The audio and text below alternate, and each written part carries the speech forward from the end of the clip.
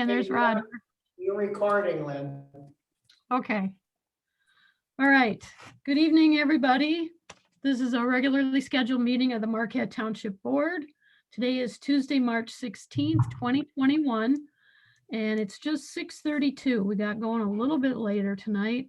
We've got some of the board in the boardroom and some of us are elsewhere. There's Randy. Good. Pardon me for my voice tonight. Excuse me. Can we do the pledge, Randy, or are you able to, if not, to do a flag? No, there's their flag. Oh, look at you, Mr. Technobabble. Way to go. Hey, Chief Dan, why don't you lead us in the pledge? You say me? Yeah. I said, Chief Dan. Chief Dan. Oh, I pledge allegiance to the flag, United States of America, and to the republic for which it stands, one nation, under God, indivisible, with liberty and justice for all. Good, thank you.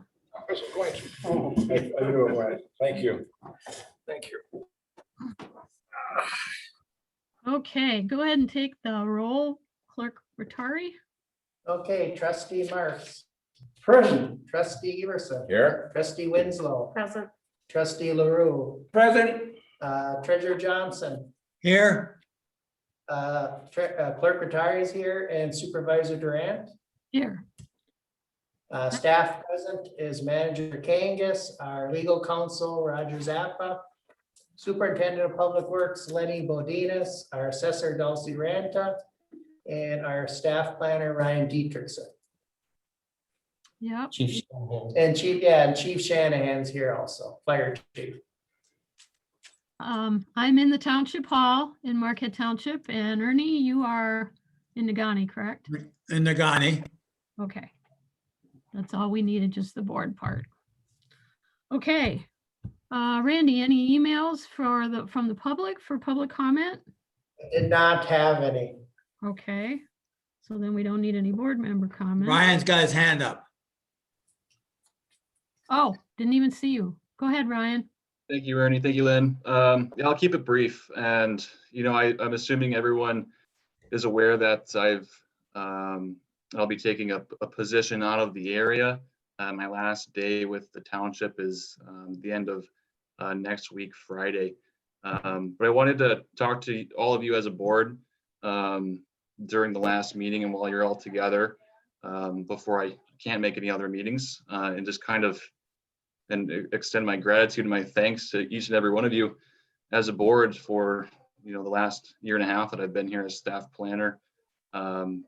I've taken a lot of pride in being able to say that I work at Marquette Township and I'm able to work on a plethora of activities and initiatives. And it wouldn't really have been as much of a success, myself professionally and personally, if I didn't have the support and a lot of the kind words and just kind of help from all of you as a board. And the same goes for my coworkers, and the same goes for committee members and the public and residents that I've worked with throughout this time. So I just want to take the time tonight, keep it brief, and just let all of you guys know that. And it's not something it is an easy thing for me to have done and do, but I am excited. I am looking forward to this next part of what I hope will be a successful and continuing my planning and zoning career. So thanks again for all of you guys. I appreciate it all. Thanks for sharing that. That's great. I think everybody agrees you've been an absolute asset to the company, the township, the residents, everybody.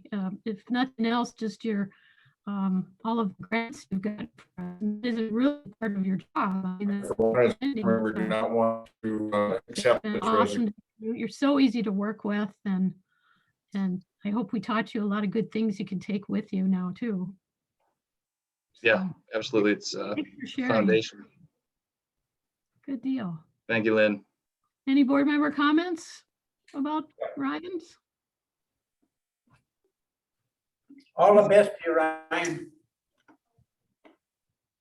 Thank you, guys. Yeah. Thanks, it's support, or all your support. It means a lot. We don't have to accept your resignation, do we? I'm sorry, but I don't know how much up that is for up to debate now at this point. well, we can still debate it. No.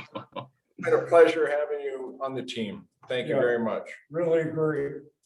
Thank you, Ryan, for all the great Yeah. job you've done in the past, what is it, about year and a half you've been here, I think. Yeah, it's been about that. Yeah, it's been a crazy amount of experience and learning and working within the department and with the other departments so closely and working with Jason on everything day to day and being able to work with two managers through my time here has been a crazy amount of experience. So I'm looking forward to taking that and rolling with it. Thank you, guys. Thank you for being here. Absolutely. I'll let you guys get back to your meeting. I want to take up too much time. Okay, Good thanks. luck in your future. Yeah. Best of luck. Okay, so we'll need approval of the consent agenda. Tonight, that includes approval of regular meeting minutes of March 2nd, 2021, and work session minutes of March 10th. We have bills payable in the amount of $158,545.26. February Sheriff's Activity Report. I see 18 felonies on our second shift. That's pretty, Deputy Fergan has been busy. Pretty impressive or scary, however you want to look at it.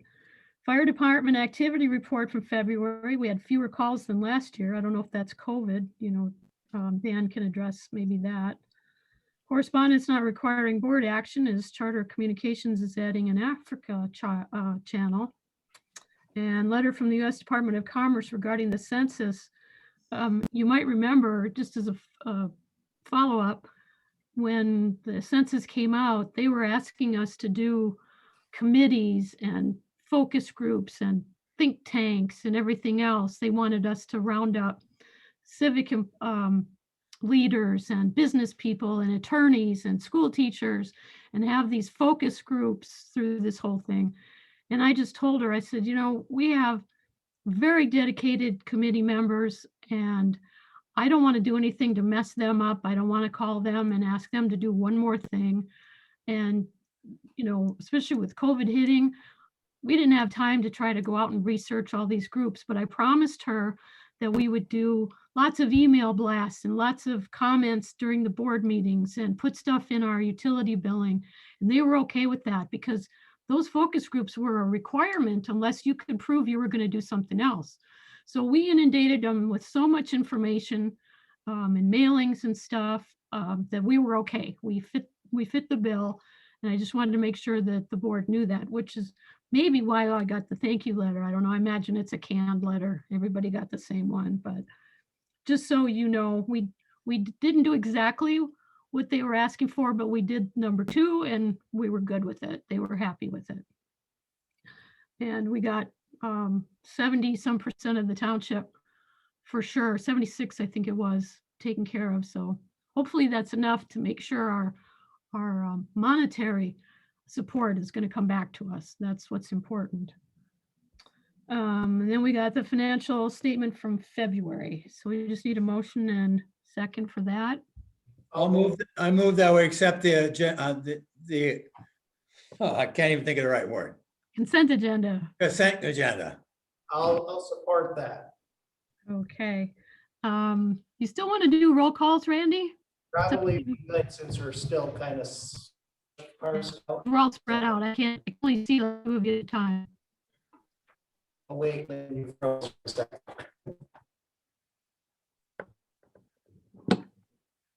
You froze. Okay. Yeah, we're good now, but yeah, we should do roll call vote because we're still kind of separated. So Treasurer Johnson, Yes. Clerk Rattari is yes. Trustee Marks? Yes. Trustee Everson? Yes. Trustee Winslow? Yes. And Trustee LaRue? Yes. And Supervisor Durant? Yes. And motion carries. Okay, then I need a motion for the remainder of the agenda unless somebody wants to make some changes. I'll move to accept the regular agenda as presented. Support. Okay, and I did not see any conflicts of interest, so go ahead with your roll call.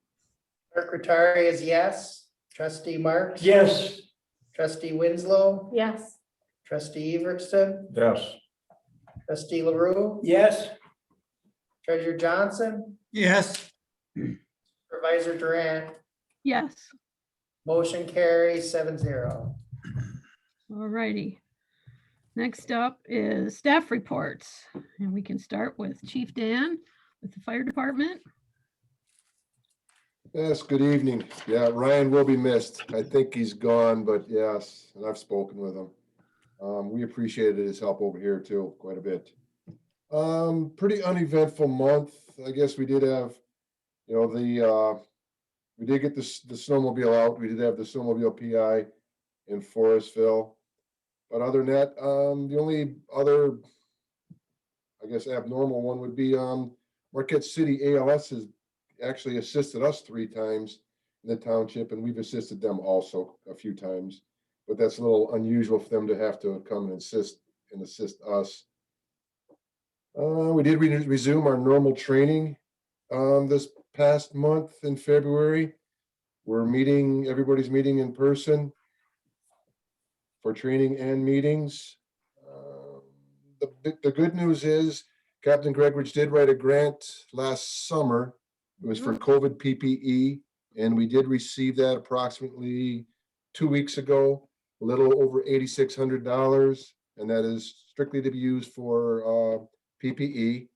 And the big one we're going to get with that is the powered air purifying respirators. Yeah, it was nice. And other than that, we've just been updating our SOGs a little bit. Is there any questions on anything?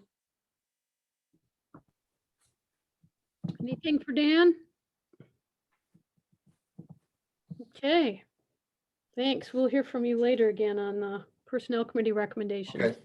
Yeah, give the, let's see, what is, I know what Mike's title is, Captain, Captain right? Gregridge. Okay, yeah, give him our thank you. I saw that, 8,600, I think. Yes, that was nice to receive. Oh. Anticipating it, and yeah, it was nice. Yeah, okay, Yep. thanks. All right, Mr. Lenny, dazzle us. Public Works has been busy. Yes, we have been. I'd just like to echo Dan's comments on Ryan. He's going to be really missed. He actually has helped me a lot, especially when I started the position, getting up to speed on everything. And even with him leaving, he's been a real asset. He's been writing basically books for me to try to keep on track. And so I know what's going on and stuff like that. So he's been really working hard. Like I said, writing me books and having everything notated out and written out for things that I need to do and watch out for. So it's going to be sad to see him go here, but I know that he's excited about his new position. I guess segueing into that, going on to the grants, solid waste grants that Ryan was instrumental in. We're looking at getting the recycling carts here delivered later on this spring. In the next couple of weeks, we're going to have our first official mailing going out. It's called The Carts Are Coming. It's to kind of get people up to speed and excited about the recycling carts coming out to them. So all township residents, garbage residents especially, or garbage customers especially, should start seeing those arriving in the mail here within the next few weeks. Wastewater, one of our VFDs or variable frequency drives has failed at Center Street. As you guys might remember, we had some pump issues there. This is going to be unrelated to what caused those pump issues, but nevertheless, it's an issue. So we're going to have to order, actually, we did order a new one of those that should be coming in here, and we're going to get that installed. It's kind of critical it is critical for the pump to be operating with that. So right now we're down one pump at Center Street, but when that part comes in, we hope to have it in and up and running here very quickly. We also had a series of alarms at the US 41 lift station. When we pulled the pump, we found that the problem was actually caused by a toothbrush jammed in the impeller. So it was kind of hanging out. And plus there were some other things in there too. So that was kind of a perfect illustration of why people shouldn't dump things that aren't supposed to go down into the sewer. It kind of caused all kinds of alarms, and actually we ended up pulling the pumping in and we found that there's a big chunk of the impeller missing. So I don't know if that had something to do with breaking off a chunk of the impeller, but eventually that's going to have to be fixed as well. So just a note for everybody that's out there listening, don't dump things that aren't supposed to be going down the sewer, because it ends up wrecking pumps and other things here. So water, we're still assessing the impact of that big water leak we had last month. Hopefully within the next couple of weeks, we're going to try to come and do some limited cleanup there, so it doesn't look like a total war zone as the snow melts here, and then we'll have to assess more permanently what we're going to do there. We have been undergoing some safety training here in the last few weeks. We have trained on trench safety and excavation safety and personal protective equipment. So we've done some training on that, discussions, videos, that kind of thing. We're going to be focusing on confined spaces and lockout tagout coming up here. And we've also been kind of updating some of our safety equipment. So we're trying to get all that stuff together, and that way we have a good, safe environment for everybody. And we have also been updating our safety data sheets. Andy has been busy doing that throughout the township, and I assume that's going to take a while because we got a lot of things we got to inventory. Building and grounds, last month they helped BLP with some brushing around the streetlights at some areas in the Trowbridge Park there. BLP workers had all kinds of good things to say about our crew. So I mean, that's a really good thing for our crew. Their good work ethic and good work practices really showed off to everybody, and we got some compliments on them. The fire suppression systems throughout all township buildings were tested as part of our yearly maintenance. They all passed, so that's good. And we did the same thing with the fire extinguishers. Those have to be recertified once a year. So we went through all those and everything looked good, and they're recertified for another year. And we will be doing cleanup as the snow melts. So our building and grounds will be busy within the next few weeks, starting to get everything looking pretty and clean again throughout the township. And just one last word here too, our crews are back working. We're trying to abide, or we are abiding by all guidelines for COVID. So we're trying to keep everybody safe on that, but we are all on the job now. So that includes building and grounds. So we're gonna get busy, and especially this spring with everything that's gonna be coming up, and we're gonna be working hard here. So any questions? Awesome. Ernie? Yeah, on the US 41 pump and the toothbrush, would it be something you think about a little write-up to put in the water bill to everybody as to what it was, what happened, and what the costs associated with because of that? Yeah. People know? Yes, definitely. We could do that. We can also put it on Facebook. I did get some pictures. I don't know if I got them of the toothbrush, but I got them of some of the other stuff, so people can kind of realize what we're talking about too. So yeah, we can do that, and we can also do it on Facebook as well. Because it gives them some idea that what happens and the costs associated with that. Right, exactly. Okay. Lynn, question. Well, and it could have been a child just dropping it by mistake too. You never know. Another good reason to keep the toilet seat down. Yes. That's awesome. So it's working out pretty well for you with grounds, right? Then to have it under your auspices. Yeah, absolutely. It's working out good, and I'm there, and I'm talking to them every day. At the same time, I'm talking with the rest of the crew there, so we can kind of coordinate some of our activities and some of the things that we're doing here too. So it's working out really good. Awesome. Good that you and John put that together. That's great. Dan, is your hand up? Yeah. Just You're frozen. I can get it, but I mean, but the serious thing about it, thinking about how often do you, we had Stan Tech up here several years ago, and they checked our lines and the pipes. How often do you have to do that? As far as televising the sewer lines? Yeah. Yeah, we actually just had that done last year. in general, our sewer lines look pretty good. There's nothing, there's not a lot of debris and stuff. I mean, there's a few areas that have some stuff, but a lot of the problems that we get coming into the pumps are, especially like US 41 is coming from a few of the businesses there. I think from their public restrooms and stuff, people like dumping stuff down the toilet, and that's just where it ends up. So we've had security tags, we've had all kinds of things in there, other things in there, all wrapped up in like clothes and stuff like that, and it would make like kind of like yarn and stuff out of and it would just jam all the impellers and stuff up. All right. Where'd he go? He's there. Oh, okay. Yeah, I don't have a stable connection either. Dan, I see your hand up. I just wondered, when you talked about your confined space and lockout, tag out type training and stuff, do you coordinate that with the fire department and work together? I mean, ultimately, if you had an incident, everybody's gonna be involved in it. So I'm just wondering if there's future plans of doing something like that, or where that might take you. I think we used to do that in the past, especially pre-COVID here. I know that Dan and we talked about it, I think, about a month ago.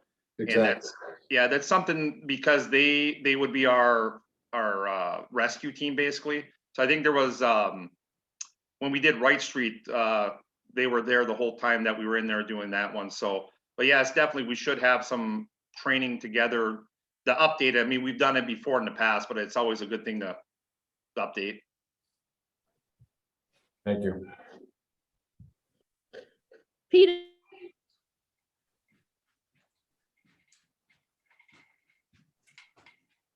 Lynn's got a little connection issue where she's at. In her office. Where's she in the office? oh, There you are, Lynn. You froze for a second. yeah, and I'm only like, what, 30 yards away from you. I don't know why.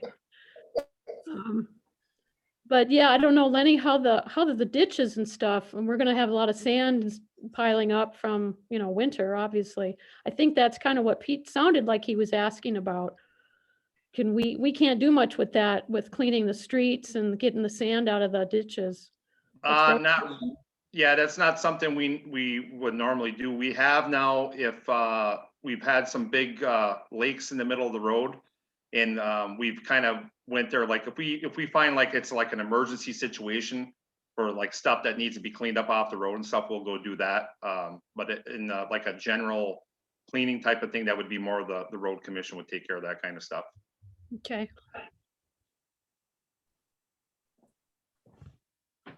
All right. I think what John might have to do is, if he sees one of the board members' hands up, turn the camera, because otherwise I'm not going to know. Are we good with Lenny? Any more questions? Just have one more question on the drains. On the intersection, that's the county should be taking care of that, correct?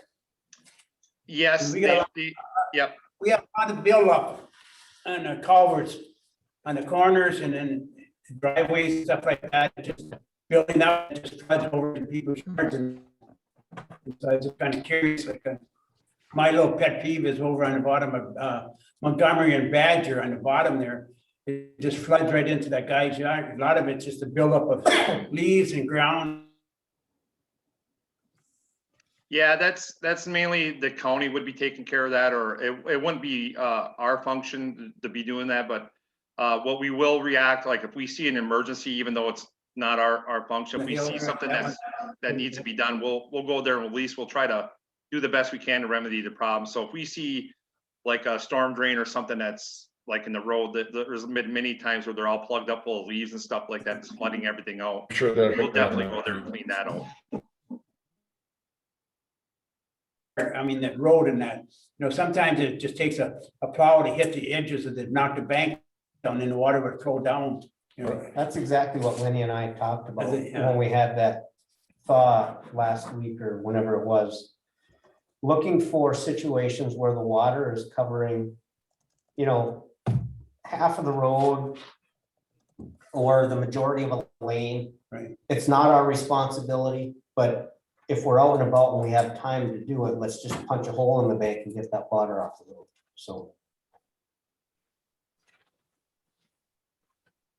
Okay. looks like Is that Lenny's it for frozen. That must be his exit call. Am I freezing? Am I freezing up too? Or I know a lot of the other ones were, or a lot of you guys were. It might be in here, it might be our internet connection in this room even. I don't know if I can fix it. See here. Yeah, I'm having troubles. You guys keep freezing. Okay, let's go. Keep going anyway. Are we good with Lenny or any more questions? Hard to tell because the boardroom's frozen. Randy must be resetting something. Yeah, you're still working. I can still hear you. Yeah, here we go. Okay, we'll just try it here. See, Okay, we might freeze once in a while, but we'll get through it. we were okay, but you froze. Okay, are we good with Lenny then? Yep. No more questions? Okay, thanks, Lenny. Okay, thank you. Great report. All right, our favorite attorney is up. See what he's got.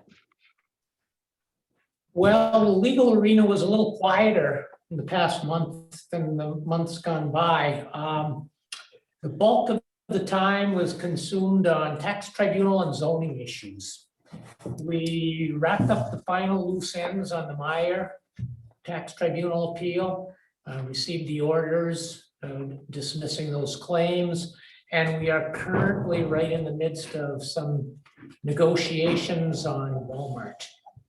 I'm just exploring whether we can or can't resolve that issue. We're back and forth as recently as yesterday in discussions on the Walmart tax tribunal appeal. Zoning, Jason has had and Ryan have had a couple of interesting ongoing issues there, primarily dealing with the Westwood Mall issues. And in conjunction with that, they're not entirely zoning. We've got an intriguing sewer issue, depending on what the future developments in the mall turn out to be. Jason just received a boundary adjustment application last week that I've reviewed and looks essentially along the lines of what we were expecting to be receiving. And see where that leads.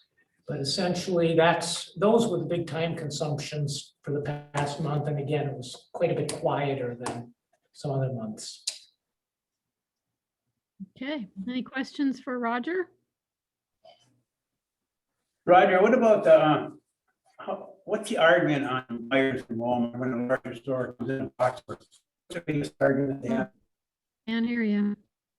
At the big tax.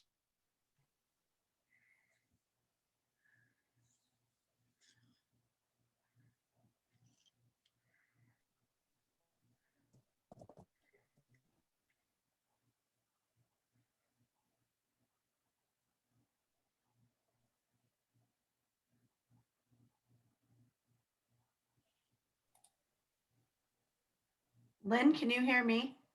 Finally, yes. Everybody else is froze up. Yeah, it's got to be the boardroom. It's causing the problem. We're going to have to do something with that, especially since it's the community room. We're going to have to figure out what we need to upgrade. Yeah, he disconnected us. For a particular tenant, Lowe's builds with a Lowe's facade, Myers builds with a Myers facade, and so on down the line, so that it's not terribly conducive for Lowe's to move into Home Depot or Myers to move into Walmart because they have their own design structure. In fact, sometimes if the property becomes available, if the store becomes vacant, if Walmart decides that they want to build a Sam's Club or a larger Walmart and they vacate this one, then the argument at least is, and there are counter arguments that we make as well, but what the argument is that it's almost more expensive for another large retailer to come in and remodel a store that was built in 1993 on the one end than it is to bulldoze it over and start from scratch. And especially when they want it to look like their own store with their own facade and their own internal layout of where the bathrooms are and where the mezzanines are, if they have mezzanines. Some of the businesses, you'll look, if you pay careful attention, have some real specific layouts for security purposes and so forth that are unique to that store brand. So that's the argument. There are some pretty compelling counter arguments to that as well, which we've discussed in the past. But as of right now, at least, the tax tribunal has not been very receptive to those arguments. You'll recall what the Michigan Supreme Court had heard the Escanaba Menards appeal. That's been ongoing. I believe it was tax years 12, 13, and 14, I think it was. So the beginning of that was actually a tax year that's now 9 years ago. That was appealed, came back, went to the tax tribunal, went to the Court of Appeals, went to the Supreme Court. The Supreme Court ultimately said that the tax tribunal and the Court of Appeals missed the mark, that they need to be putting more weight in the valuation methodology on cost less depreciation. There are 3 different recognized appraisal methodologies used for big box stores or really for any other type of commercial property. And those are comparable sales. In other words, how much does have other large big box stores gone for on the market? Well, in this area, there haven't been any sales really, so you have to go elsewhere. That's why appraisals are as expensive as they are, because sometimes you can't even find one, not only in the Upper Peninsula, sometimes not in Michigan. If you're lucky, you'll find one in central Wisconsin, and you usually want 5 or 6 comparable stores. That's the one methodology. The other methodology is cost less depreciation. And what that means in layman's terms is that how much would it cost to build a new Meijer store? We know about exactly what it costs to build a new Meijer store because they just built a new Meijer store. It was about $15 million. From that, you deduct a fair amount of obsolescence and depreciation. On a brand new store, that's not very much. On an older store like Walmart, well, there's some more of that. But then as you do updates and remodeling, that takes away the obsolescence and the depreciation to some extent. The Supreme Court in the Escanaba Menards case said that the tax tribunal needs to be focusing more on the cost less depreciation methodology of appraisal, and your assessor can tell you why that is, and that's primarily, I don't mean to step on her area of expertise here because she's probably forgotten more than I do about that, but essentially that's what the State Tax Commission manuals tell the assessor they have to do when they evaluate these commercial properties. Long story short, and then the third basis is an income approach on how much money is generated, whether it's a rental or a lease situation, whatever.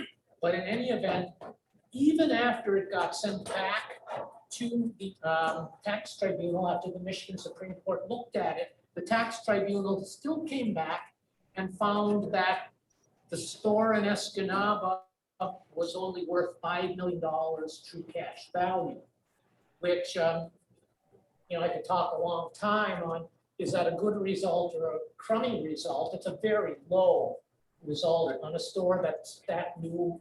And that is not unique. They're not picking on the city of Escanaba in that situation. That's what's happening all across the state of Michigan, and that's what's been happening all across the state of Michigan for approximately 11 years.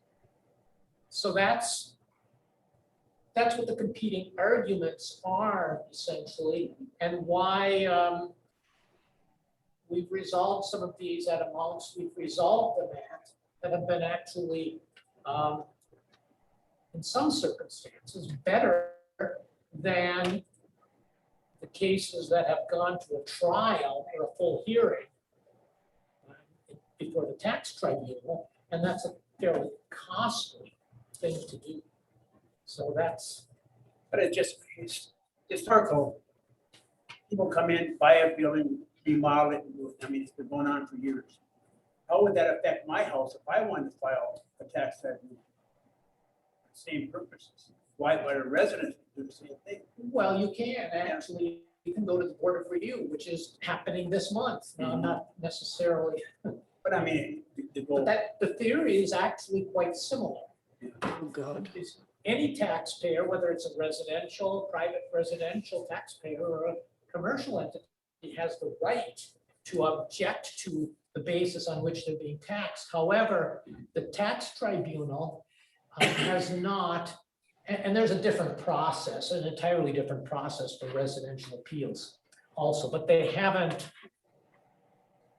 utilized that same approach for residences because residences can be sold and one family can move out and the next family can haul their furniture in and it's ready to go. But that house was built for 2 people.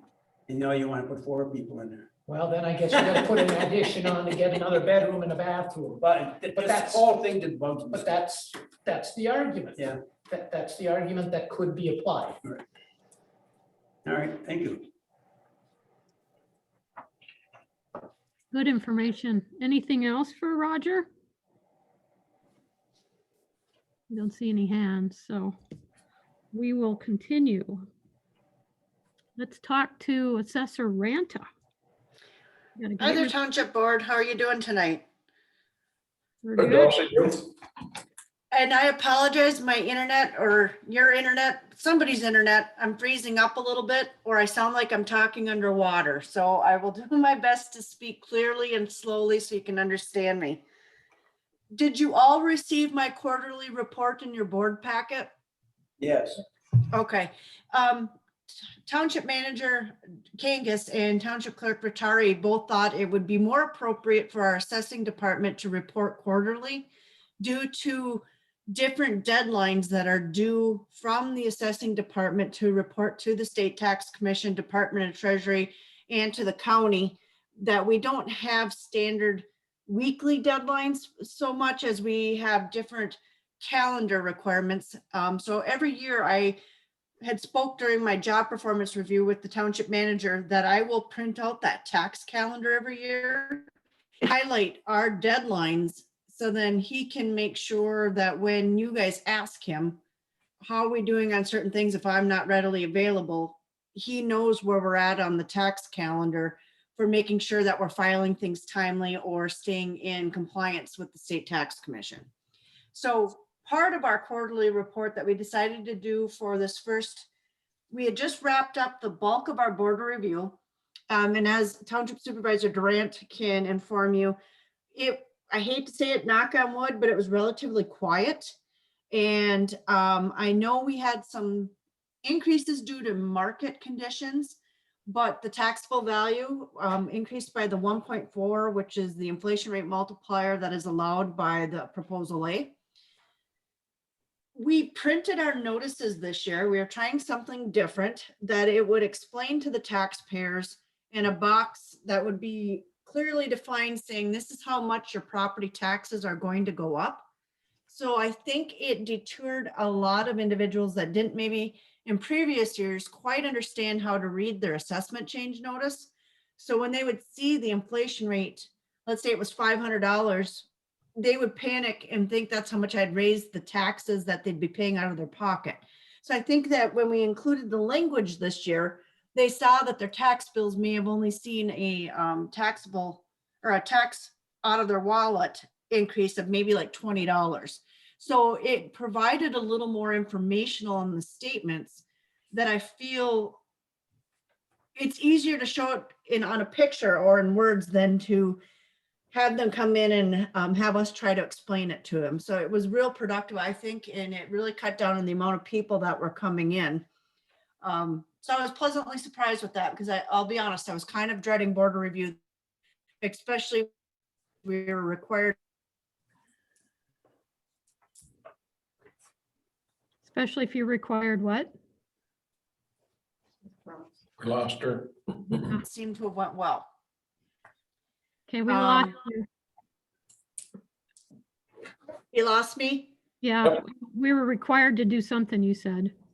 Oh, we were required to do the virtual meetings right up until 3 days before she changed, or our state changed our pandemic procedures. And then they were going to allow for board of review meetings to potentially be in person, but we had already advertised to all our taxpayers, they would need to be virtual. So we're learning as we keep going.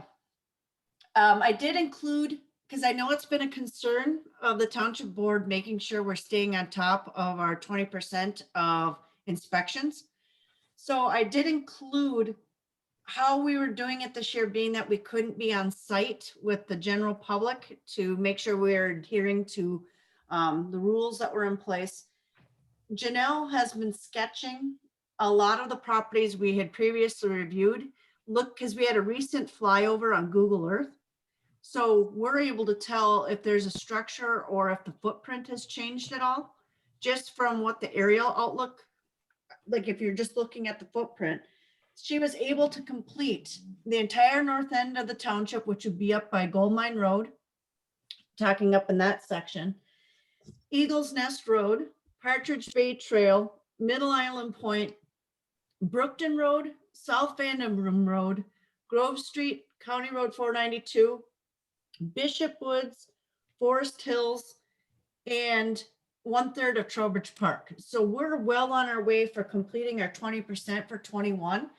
And part of this, if we noticed anything that didn't jive with our records that we had on file, she marked down what the difference was. And we're assuming, hate to do that, but we're assuming we're going to be allowed to have safer field work this year. And we're going to go back and actually physically, send them a letter saying we noticed something was different, maybe set up a meeting and come in and pick up any of those differences. So we're in real good shape. Janelle is a fantastic asset with her CAD background and her drafting. She's a expert in our Apex sketch. And I just would also like, the board to realize I can't do my job without her. And we work well as a team, and she does real well when it comes to taking care of those details. I just want to make sure the board understands that I don't do it alone.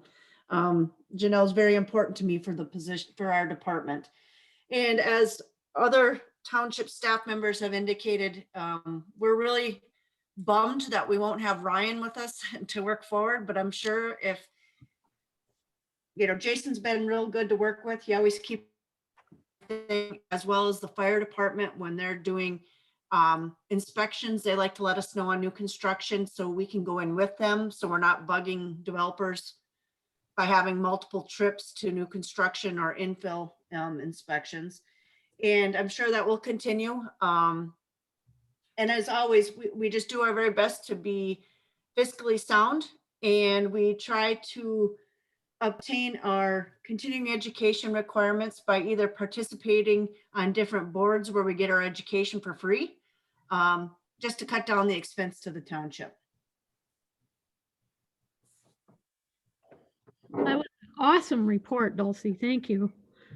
We do have one more board of review meeting too. I think, I don't have my calendar, the 26th, 25th. 25th. Okay. From 9 to 3. I'm sorry, 9 to noon. Just in case there Thursday. were some stragglers that weren't able to get in. The manager did set up a computer in the lobby so that if someone did come in to the township hall and, try to see us about their assessment or something, they could at least zoom in, and we had it active and live. So that was for both meetings. We had one meeting from 9 to 3 on Monday, and then there was another one Tuesday from 3 to 9. So we try to keep, covering the lunch breaks and the dinner breaks for people to get in and talk to us about their taxes. We had some veteran exemptions. We had at least one pop up where the taxes did go up on a new purchase. And otherwise, yeah, just a couple questions. It was in past years, sometimes we've had them lined up in the hall with questions. But not because of anything we're doing wrong, but the tax increase that you put up, I think it was in the top left corner of that form, Dulcie. It was easy to see too, and that helps. The only other thing that we really have to keep pushing to the public is if your taxes are paid through with your mortgage in escrow, you don't see your tax bills like that. So feel free to give us a call or come in at some point when you can come in, or send us an email if you want to see what those numbers are. So you know how much the fire department's getting, how much the township office gets, how much the senior center gets, how much county dispatch gets, how much the library gets, how much the Heritage Trail. You don't see any of that information because it's paid directly from your bank or your mortgage holder.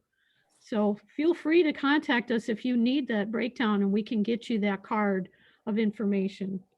So that's all I wanted to add. Any I questions? only have one other thing. Sorry, Sure. Lynn. That's all right. We have been noticing, and Lynn and I have talked about this, and John as well, about the generational change and people not re-educating on Proposal A and the uncapping of taxable value the year after transfer and ownership. So I had spoke with Remax, and I volunteered when we're able to safely do it, put on a workshop there for their real estate agents to explain the uncapping, because we get a bulk of new purchasers that have never heard of Proposal A, that are not being educated during the purchase. And I think it has to do with new, younger real estate agents that don't understand the importance of Proposal A either. So I figure they ask us for information. I would like to keep that lane of communication open by offering our, information to them, so we're not having to have upset taxpayers when the year after they find out their escrow short because they didn't have enough knowing it was going to uncap. So that was the only other thing we thought would be a Yeah. good educational opportunity that'll end up helping us in the long run. Lynn, Yes, Ernie, go ahead.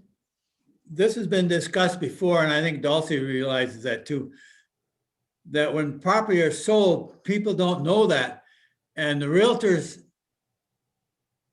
to me, is not interested enough to let them know, because they could lose a sale once they find out what their taxes are going to be.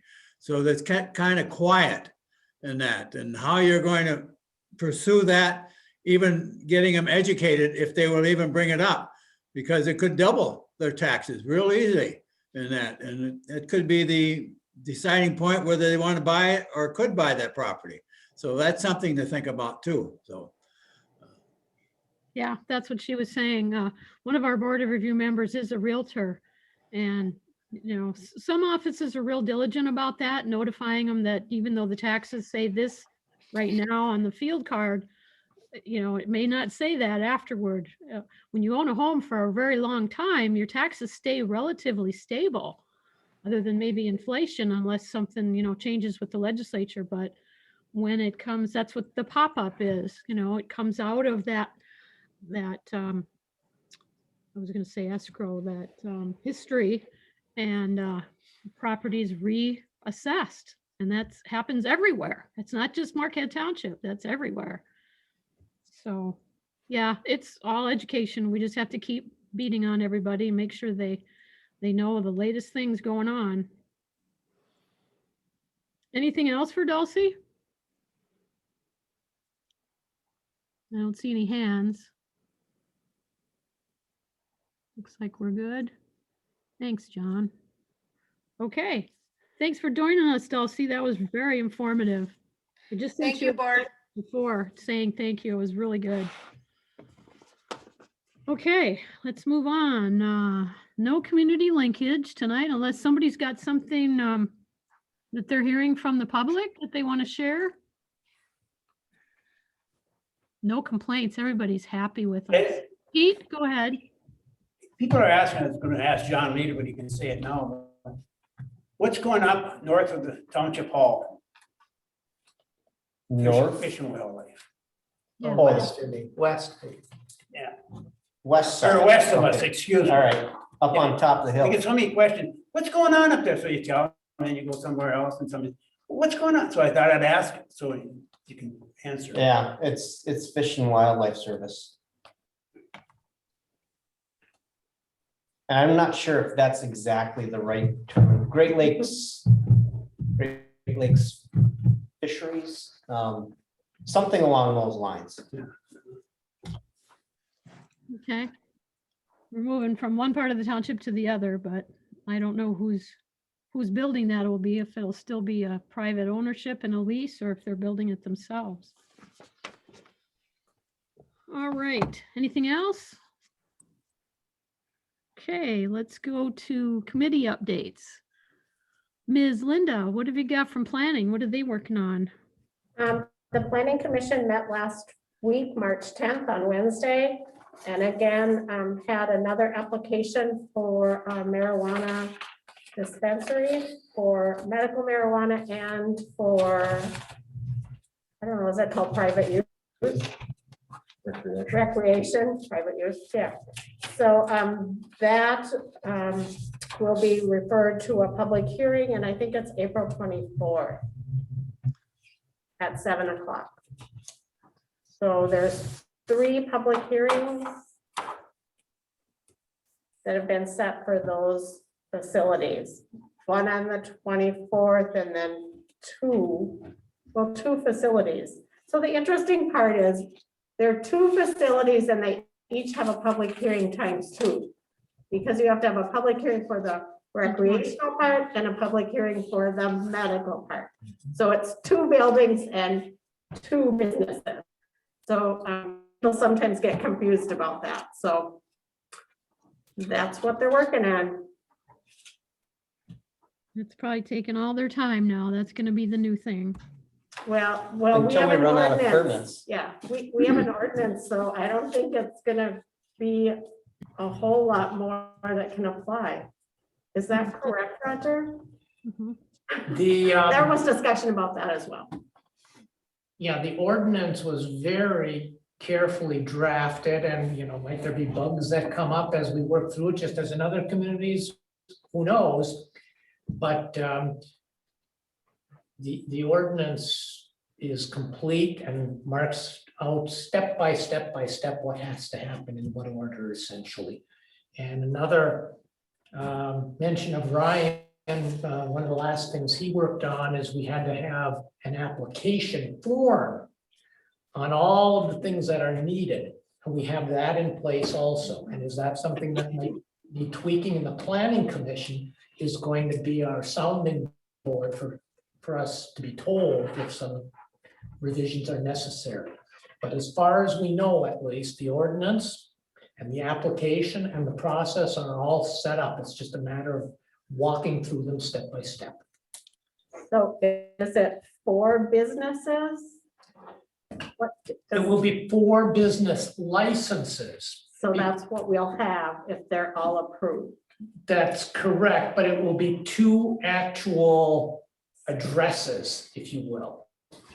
And that's, while it sounds cumbersome, that's exactly consistent with the state of Michigan procedure. Mhm. Because if an entity wants to, for example, sell adult use recreational marijuana, the person's over 21, and medical marijuana, those are under state law, 2 different licenses that need to be procured from the state of Michigan.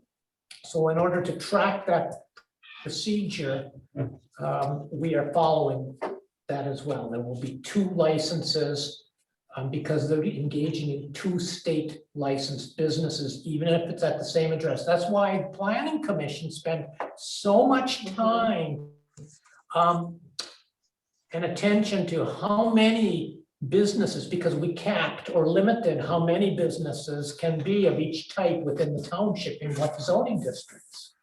So a lot of time was devoted to that because it's not as simple as just saying how many licenses. Because in many instances, retail facilities will use one address, one building for two coexistent types of licenses for a recreational adult use marijuana and medical marijuana. That can be the same for growers or secure transporters or any of the other categories as well. So the question was, or is, are our license, will they all be filled if those 4 businesses are approved? Did the township cap it at 4 business license? Each category of marijuana business has a separate number of types of businesses allowable. So, and I don't have the ordinance in front of me, but it's a quick look at one page in the ordinance that tells you can have this number of retailers, you can have this number of growers, and it's right in the ordinance on what that number is. So the thing here is, if anyone's interested, please come and attend the public hearings on April 24th, and I'm thinking April 10th, but check it out on our webpage to make sure that date and time is correct. March 24th and April 10th. Oh, Right. there we go. Yeah. Well, I don't know. I don't know. 'Cause March I don't- 24th would be a Wednesday. That's it. Correct. Yeah, they're Wednesdays, normal but check planning it out. commission night, It'll yeah. be on the minutes that hopefully are posted. Location. I think it's right here. Yeah, so the final part of that conversation that I heard going on, being the innocent bystander in all this, is once we use up the number of permits in each one of those categories, that's it, without an amendment to the ordinance. Correct. That's what they're saying. So it would have to come back to the township board, and Correct. my thought was that until we get through a certain set of timeframes to evaluate the process here, we would probably be holding at what we started. Mhm. That would be my thought. That's up to the board. Yeah, I'm sure we're gonna get that question. I think a lot of it probably will also be dependent on the amount of pressure you get from the community for additional permits, right? If the community says you are still significantly underserved with X number of permits, will you consider increasing it by whatever number? Then you have to go through the whole process again. So, It would amend the ordinance. Right? correct. Yeah, it wouldn't be quite as long as the first time to create, I would think, but I No, don't the know. amendment process is usually a lot less laborious. Right, yeah. So that's what we've been working on, Lynn. So thank you for asking. Jason just put up on the screen, on share screen, how many things are allowed. Hi, gang.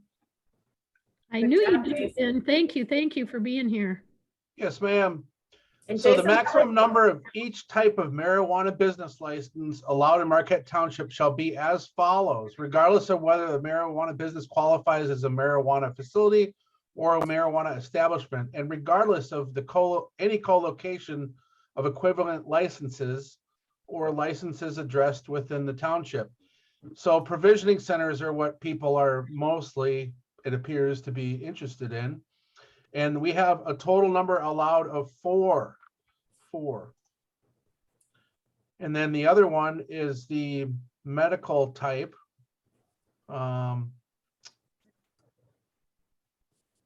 Which doesn't really matter. Well, it does matter. It can be a provisioning center that is also medical. It can also be an adult use one as well. That's what, the other side of that is the marijuana retailer. So yeah, that's 4. So in my view, looking at this, we have 2 of the 4 which have been applied for yet. We haven't even received a third one. And Roger can clarify any of that if I'm in the error here, but this is what I was talking about with the planning commission last Wednesday, is that I believe we could have 4 individual business locations of marijuana retailer. And this seems to solidify that. I believe that was the intention of the planning commission's desire. And then you see we can only allow 2 growers, 2 processors, 2 secure transporters, safety compliance facilities, or 2, which is an interesting topic because some people, one of the reasons that I'm hearing that prices are the way they are for some people who complain about that is because there is not a safety compliance facility in the UP. So that product needs to go downstate, be inspected, come back, or come from a facility downstate. So I did have one interested party that had industrial zone property that would be interested in that potentially. So, and then it goes on down from there. What we don't allow is temporary marijuana events of any kind, or we don't allow consumption establishments. So yeah, these are the numbers that, you know, if you want to pick apart someday or increase or decrease based on the demand. For instance, the city of Marquette didn't have any maximum on the number of licenses that they were going to issue. So, and then furthermore, we only allow those types of land uses in these specific zoning districts. So obviously the retail component would be allowable in the DD or the general business. And then the more industrial growing operations and such would be only allowed in our resource production district or the segregated business district. So that's a quick breakdown of where we're at. So we have, did I understand Linda say that we have 2 different applicants then for the next public hearing? And then we already had the tribes, so that would just be 2 or 3? No, the KBIC's application will be reviewed on March 24th. Okay. And the other entity, Nirvana, interested in the old Hancock building down there, will be on the 21st of April. So the second Wednesday, or it's actually the third, I'm sorry, the 28th. April 28th, which is the second meeting. That gives us plenty of time to get our notifications out to neighbors within 300 feet and get our ad in the newspaper. So we'll actually have used 2 of our total allotment then. For particularly provisioning center and marijuana retailer. Yes, ma'am. Okay, gotcha. So that answers your question, Linda. We still have 2 left. No. No, Lynn, we don't have any left because it's 4 licenses that they're applying for. Yeah, that- but I understood Jason to say it's 1 building. 1 building with 2 licenses, both of them that have applied, 1 building, 2 licenses. So there will be none left if they're approved. Okay, so the title of this is maximum number of businesses, not licenses. Am I reading that right, Jason? It says total number allowed. That should be the business, not the license quantity. Incorrect. Okay. You could have 1 license and only 1 building. So someone might just sell recreational marijuana. Someone else might just sell medical marijuana. These 2 that have applied want both licenses in 1 building. So we still have 2 left that could do both. No, that's 2 retailers, that's 2 recreational ones, 1, 2, and then 2 medical marijuana, 3, 4. That's 4 licenses in 2 locations. 4 licenses, you've allocated 4 licenses in the township. Okay, but do you see what I'm saying? The title says maximum number of businesses. The chart says total number allowed. So the chart should say licenses, correct? Total number of licenses allowed.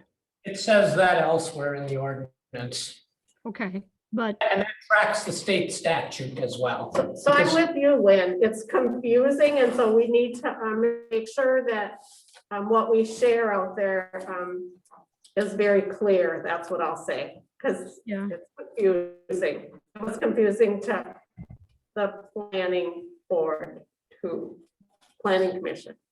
I'm not sure that was actually the planning commission's intentions, but somehow it needs to be clarified. If you're talking about the businesses in two different spots, and then you're saying total number allowed, that's assuming businesses. It doesn't say license. But in I the know- state of Michigan, I think, Roger, help me, in the state of Michigan, they are two businesses in one building because of the tax implications. Absolutely correct. Yeah. Mhm. Because they each have to have a license. Correct. And they're two separate business licenses. And they have to apply to us twice. Is that correct? That's correct. We could, I mean, I don't see this happening, who knows? I'm not on the planning commission. But it's conceivable that the planning commission could allow a medical marijuana license and deny an adult use recreational marijuana license at that same address, in which case then you'd have one left over. Mhm. Mhm. That makes more sense. Mm-hmm.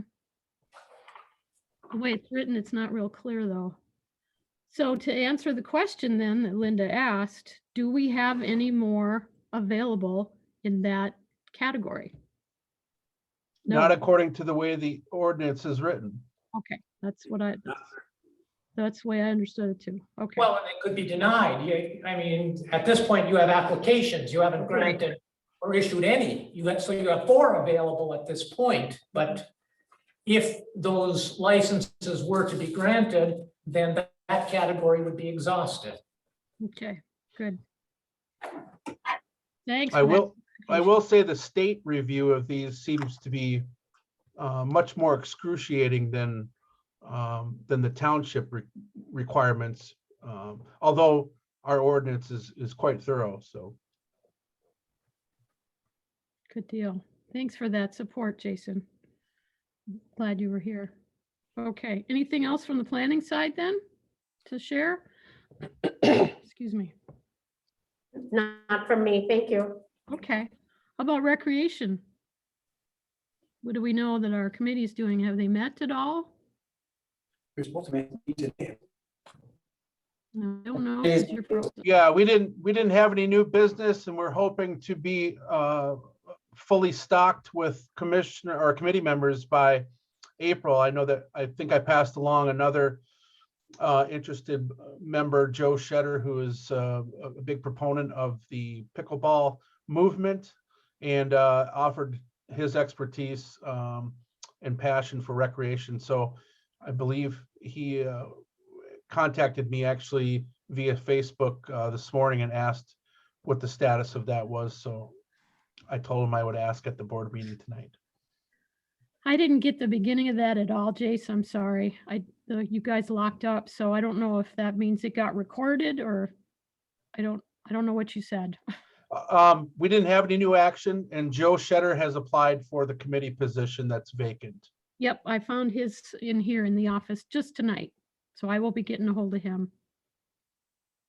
Okay, thank you for that. All right, how about roads? Have they met?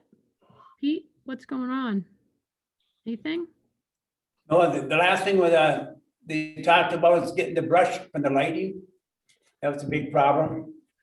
And, that's pretty much it. We have kind of a quick meeting the first of the month. Waiting on the maintenance bid results. Right, we did maintenance. Okay. How about events? We got our big list last time. Are we doing anything differently? Any update? The events is coming up as we met the other day, we're just basically putting all the events together. We usually have just a car show, the community days and Christmas, but there are more things happening in township because coming up in April, they're gonna have a home and garden show, a 3-day event in the mall. Before they used to have it other places, but now they're gonna have it at the mall. So we're trying to put all that together and we're trying to add any other event and then come up with a sort of a calendar of events. So you put it on the website so people can see you for the whole year. So that's coming up. Anything else, John? They're talking about music in the mall again. Oh, yes. The consideration of a community rummage sale at the mall. All kinds of exciting possibilities for using that space in the mall for other than just retail use for weekend type events. So We're trying to make the Marquette Township a place to be and tie all these events together. So it's gonna be exciting if we can put it all together. So people want to come here. We got the space, might as well take advantage of it right now. Hopefully people come in and say, gee, maybe I should have a store in here. So Dunham's is coming in. I think there's another one thinking about coming in, but we have to keep that mall going. And take advantage of what's not there right now with these other events, so that's good. I've heard a couple different, this is more for Jason's info, I guess, in your business dealings. People need some clothing stores. They're looking for more like the Yonkers type stores again, where you can get a little different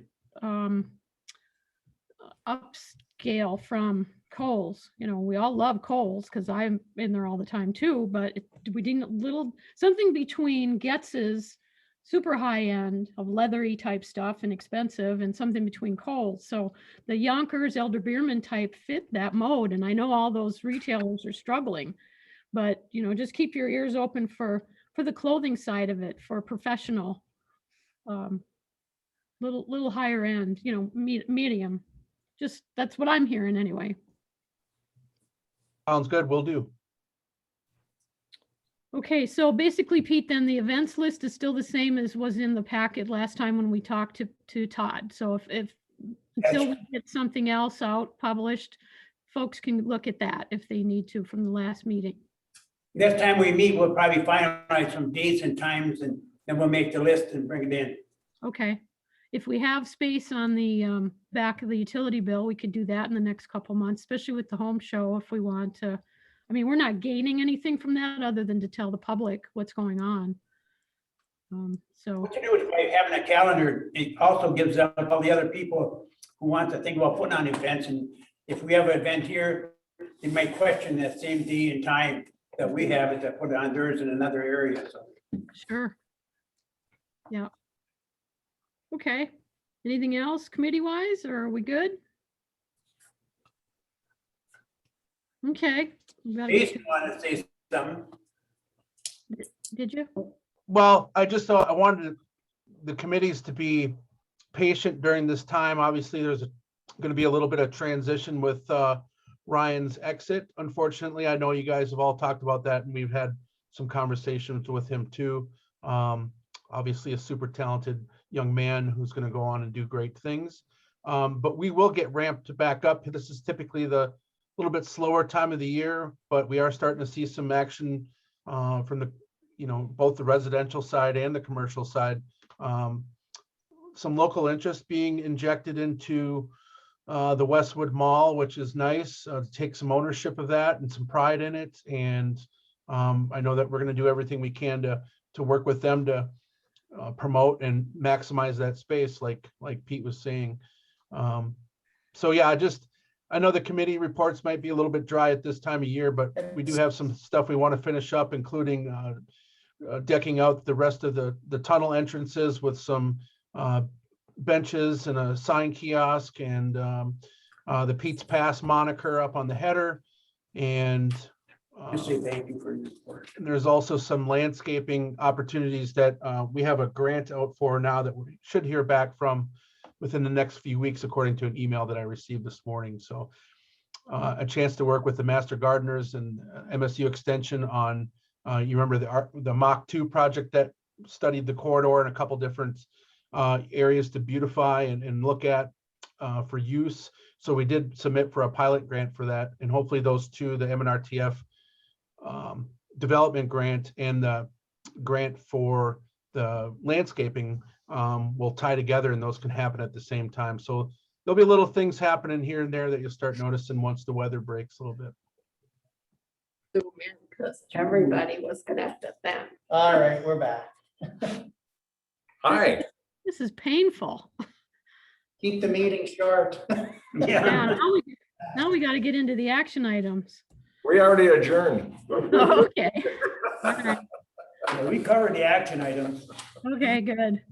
how did I vote? Okay. Policy discussion. We don't, the personnel meeting minutes of March 2nd are in the packet. COVID-19 safety practices discussing. I think I was looking for John's picture, but I forget he's in the boardroom. You want to cover that, John? Sure. So Lynn and I both attended a Zoom Q&A, not Zoom, it was Microsoft Teams, put on by Laura this afternoon. Licensing, it's the department at the state level that MIOSHA works under, regarding the work group that's been put together to create the plan for returning people to work. And there was a lot of interesting Q&A involved. One thing that really caught my eye is a confirmation of what I've been saying all along to staff, that maybe I didn't state clearly enough for them when we sent them home, is if there's something that you have to do work related that you can't do from home, nothing prohibits you from coming here to do it. So that's always been part of the rules. As long as we have this preparedness and response in place, staff can still come here to work. They just have to follow our plan, and we have to educate them on what our plan says. So you can't just hand it to them and say, you got to do this, and then hold them accountable if they don't. We have to tell them what the plan says, what they need to do to comply with it. But also, what I did here is OSHA doesn't tend to extend their rules that will be expiring April 14th. And that's because they don't want to just send everyone back to work and create a bunch of spikes with new variants out there. So we will see an extension of the work from home orders to some extent. We just don't know how they intend to modify them yet. My plan was, because the OSHA orders were scheduled to expire April 14th, was to bring staff back to work on April 19th, which is the following Monday. Having heard what we heard today, we might have to back off on that. But tomorrow when I meet with staff, I'm going to tell them you need to be prepared mentally to come back to work in the office April 19th. Obviously contingent upon what the new MIOSHA rules or extended MIOSHA rules say. So it could be Attorney Zappa gets busy again with things other than dark store issues here in the coming month. I know he thoroughly enjoys reading all these changes to the OSHA and DHHS rules, which obviously apply to different groups of people. So that being said, if we can get staff back to work by the 19th of April, the goal has always been to reopen the building to the public 1 month later. That's customers coming in to pay their bills, ask questions, do whatever township business they need to here. So coming in the front door and conducting business at the front counter the same way they did prior to the pandemic, except now we have protective glass installed all the way around to protect Andra. And then we're also going to put the sneeze guard up where her sliding glass is, so that the only access any customer has is a small window at the bottom. And there's as much protection as possible for Andra attending or covering that desk. So beyond that, I think we're now at another scratch your head moment. What's going to come next? I would really like to say that we're going to go forward with that April 19th plan. But if OSHA comes out very strongly with rules that make it difficult for us to justify it, then we'll probably have to change that. I'm just not going to change it until I know MIOSHA says we have to. Was there anything else that we talked about, Lynn? It's been a long day for me, and I'm probably forgetting some of the key parts of that. Yeah, it was very informative. This is what I didn't understand either, the protocols. MIOSHA is first in the workplace. They're the ones that we have to listen to first. So the Michigan OSHA is first in the workplace. Second falls DHHS for public safety. So those are the first two that we have to follow. MIOSHA first and then DHHS. And the CDC is for the impact to the rules. So when we hear CDC things, that's going to fall more to the health department as far as what they're going to be, their process is. And I didn't understand that, the chronology or the responsibility, who did what. But MIOSHA does not prohibit in-person work. They're not saying that people can't be in their buildings. We know a bunch of our township cousins and city cousins already have staff back, some of them full force. So we're kind of lagging back a little bit, which is funny because all of our offices are separated. You know, it's not like some of those other ones, they're all kind of in one big box. And we are allowed to change our policy on the fly. That was his quote. I was really surprised. I think the gentleman's name is Sean Agan that conducted it today, and he's the one that signed the last COVID order. I'm pretty sure that's in today's packet. It's like 20 pages or whatever it was. Excuse me, he's in the Lara office with OSHA. And just a little bit of statistics I picked up on. 1.971 million vaccinations have been given out in Michigan, which is only 24.4% of the population. We have 8 million plus people in the state. So that was kind of surprising. It sounds like a lot of vaccines, but only not even a quarter of the public has been vaccinated. So it just goes to show you how many old people there are, and EMS and firefighters and stuff and first responders, because the majority of the state is everybody under 64 or under 65. That's all I got, but it was a pretty good quick report. I'm glad I found it. It was good. Any questions for John on that? That's just informational. It's just discussion. We don't have to do anything on it.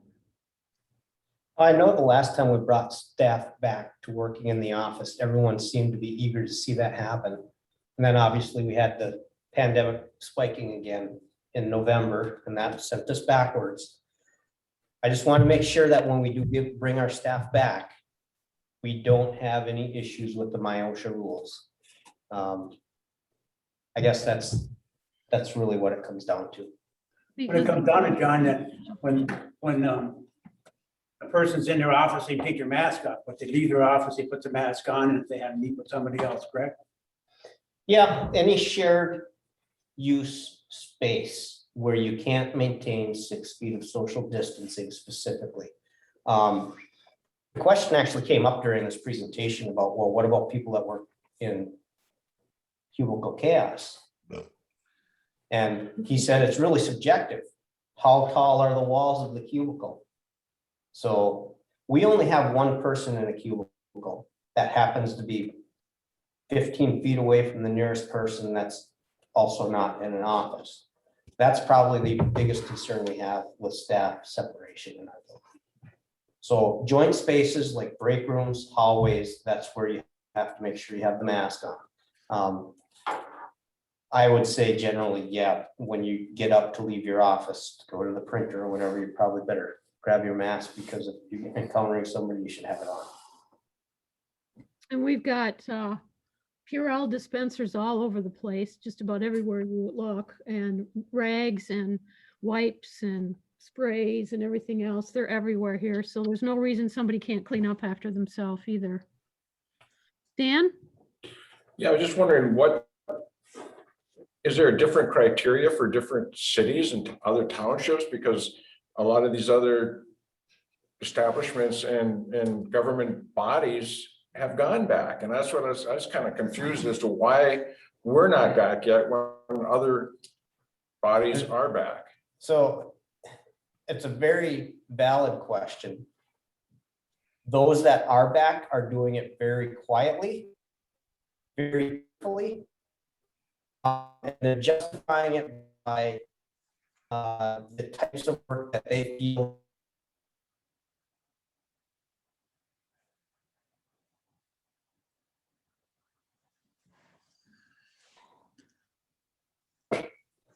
then the rules state they should be doing it from home. That's not to say that I don't think they should come back for us to run better. I think there's definitely a lot of valid argument to that. But as an organization, if we don't do this carefully, one complaint, my OSHA, they come in, they find a violation, it's $7,000. What is it? A day. $7,000 per incident per person per day. I mean, I'm not against erring on the side of safety, but I just have that question. How the hell can they get away with it? And it's like some of these other bars and restaurants that are supposed to be at 50%. When you know by the parking lot, there's no way that they're at 50%. Why my OSHA doesn't go in and find those people? You know, it's just, it seems like there's two sets of rules, and I would prefer your set of rules as opposed to, you know, certainly getting fined by something.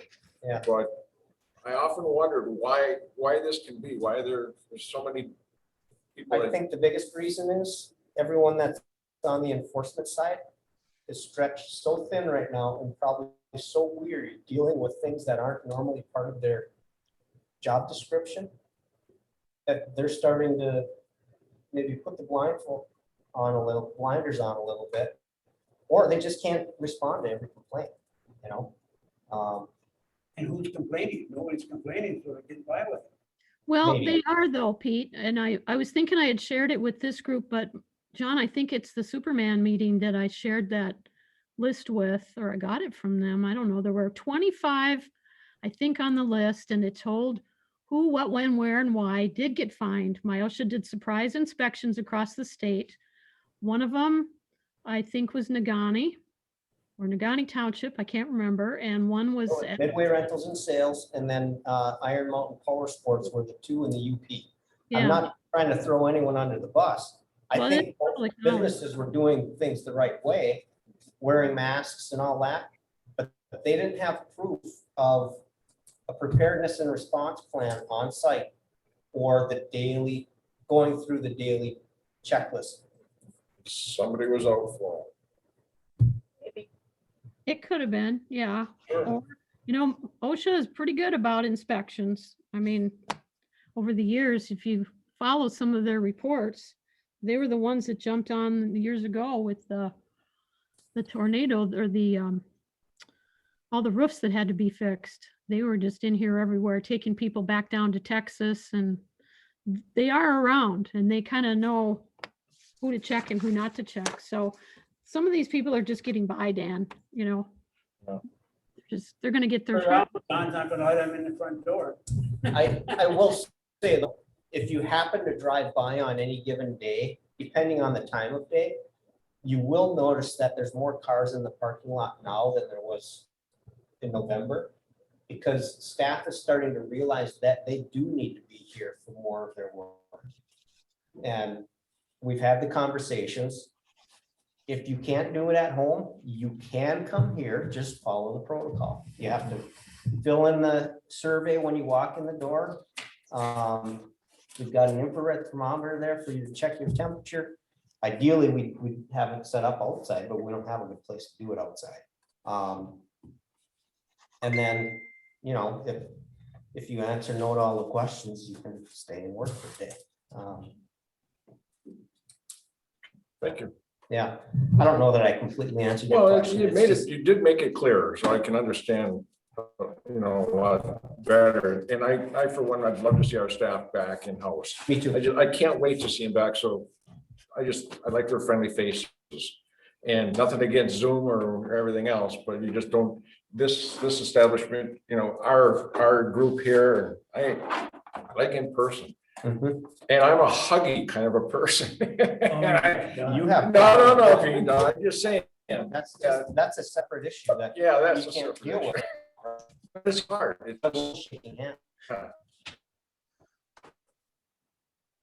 Okay, Lynn, let's Moving recess on. the meeting for a bit. I'm gonna try to get a hardwired connection on this before we go forward.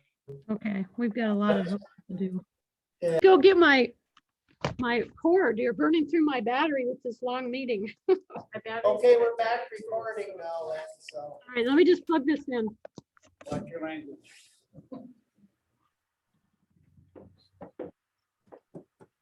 Okay. And I think I got closer to a cable too. All right, let's see if we can do this. We're back on the recording at 8:10. And we're going to consider changing the employee evaluation form. And you've got one in your packet. John brought this to me and talked to some of the staff. This was predominantly for him because none of us like that crazy evaluation form that we used to do. I thought it was terrible. So, JK, tell us your thoughts. Well, personally, I think, I mentioned it at the work session earlier, was it later last week? The keep it simple, stupid principle. When you've got a performance evaluation form that's 7, 8, 9, 10 pages long, how many people want to take the time to go through and do a proper evaluation when it's that big? And couple of months into me being in this position, there were several employees that were overdue for performance evaluation. So I said, well, I'll do one. But I haven't been here long enough to do this elaborate evaluation. So I'll create something that's a little more basic, a little more appropriate, especially for my limited knowledge of their performance to that point. And in talking to both Supervisor Durant, Clerk Rattari, we found that maybe there's some merit to using this as our standard form. And if there's no objection to it, I would like to continue using it because we've done 3 performance evaluations of staff using this form. And so far, I think it has been a very simple, painless process. And it gives us the opportunity to say the things we need to say. It hits on the key ingredients of what you need. And it gives you a chance to write comments where necessary. Also, John, too, I looked at it and I agree with the manager that 8, 9 page form was very cumbersome, and I know the board hated to do it half the time. So, so I kind of recommended this moving forward for the evaluation for the manager. And however, his contract says that we have to continue the standard form unless we come to an agreement that we'll use this form. So motion would say, if you approve it, that there'd be a letter of understanding for the manager's contract that moving forward, we'd use this form instead. And we can still do the same evaluation with the number system using this form. It's just much easier, and it's not 9 pages of doing stuff that I know a lot of people had heartache over in the past, so. Say what you want to say. Oh, yeah. And so it's open. Yeah, it's open. You can still put,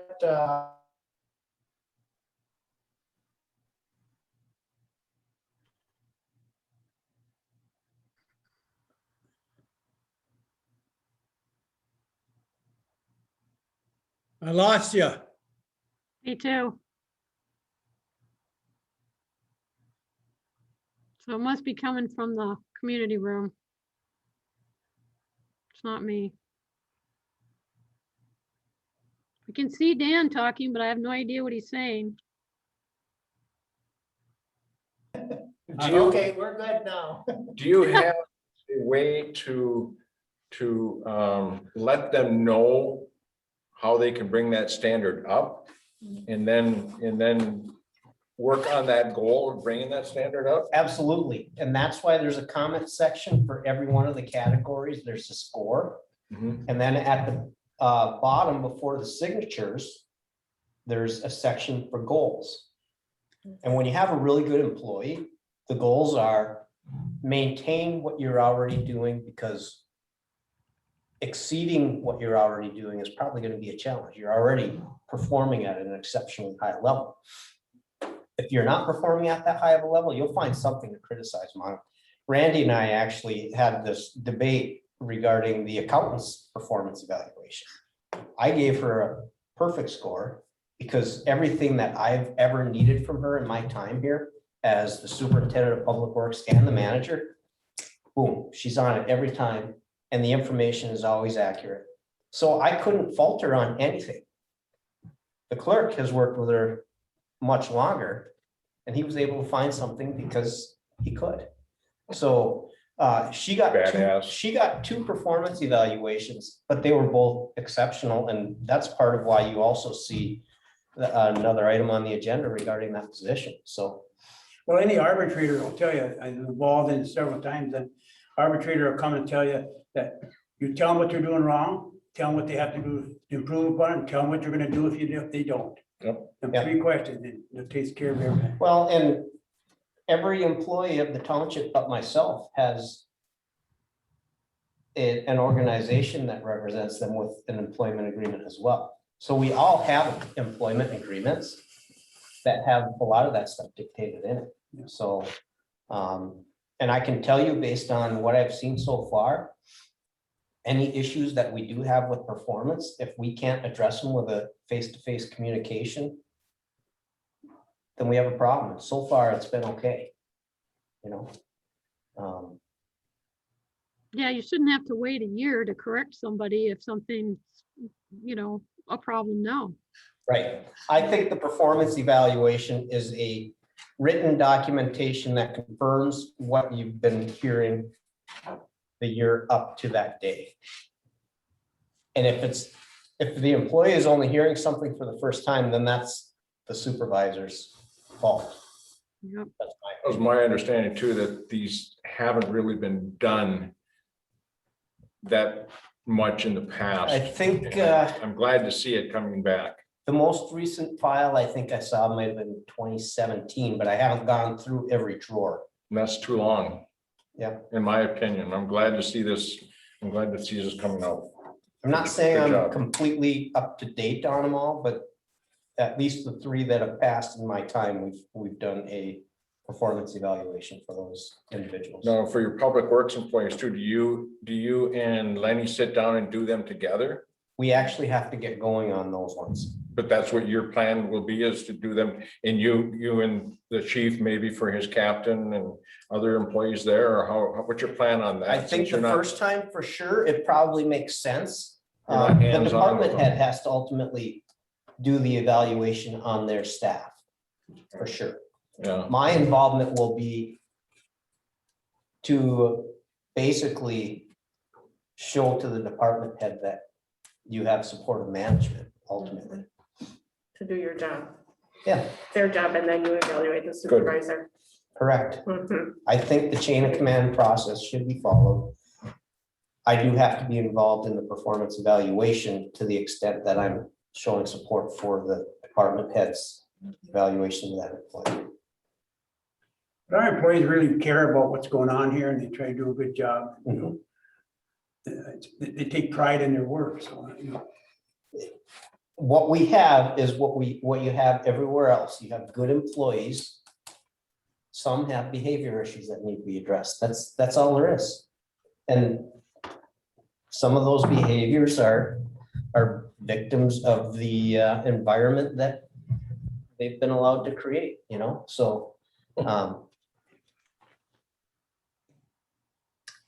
And that's what every. enough said. Yeah, it's an interesting part of the process. It's the HR part that I've really learned on the job. Some people actually get trained on.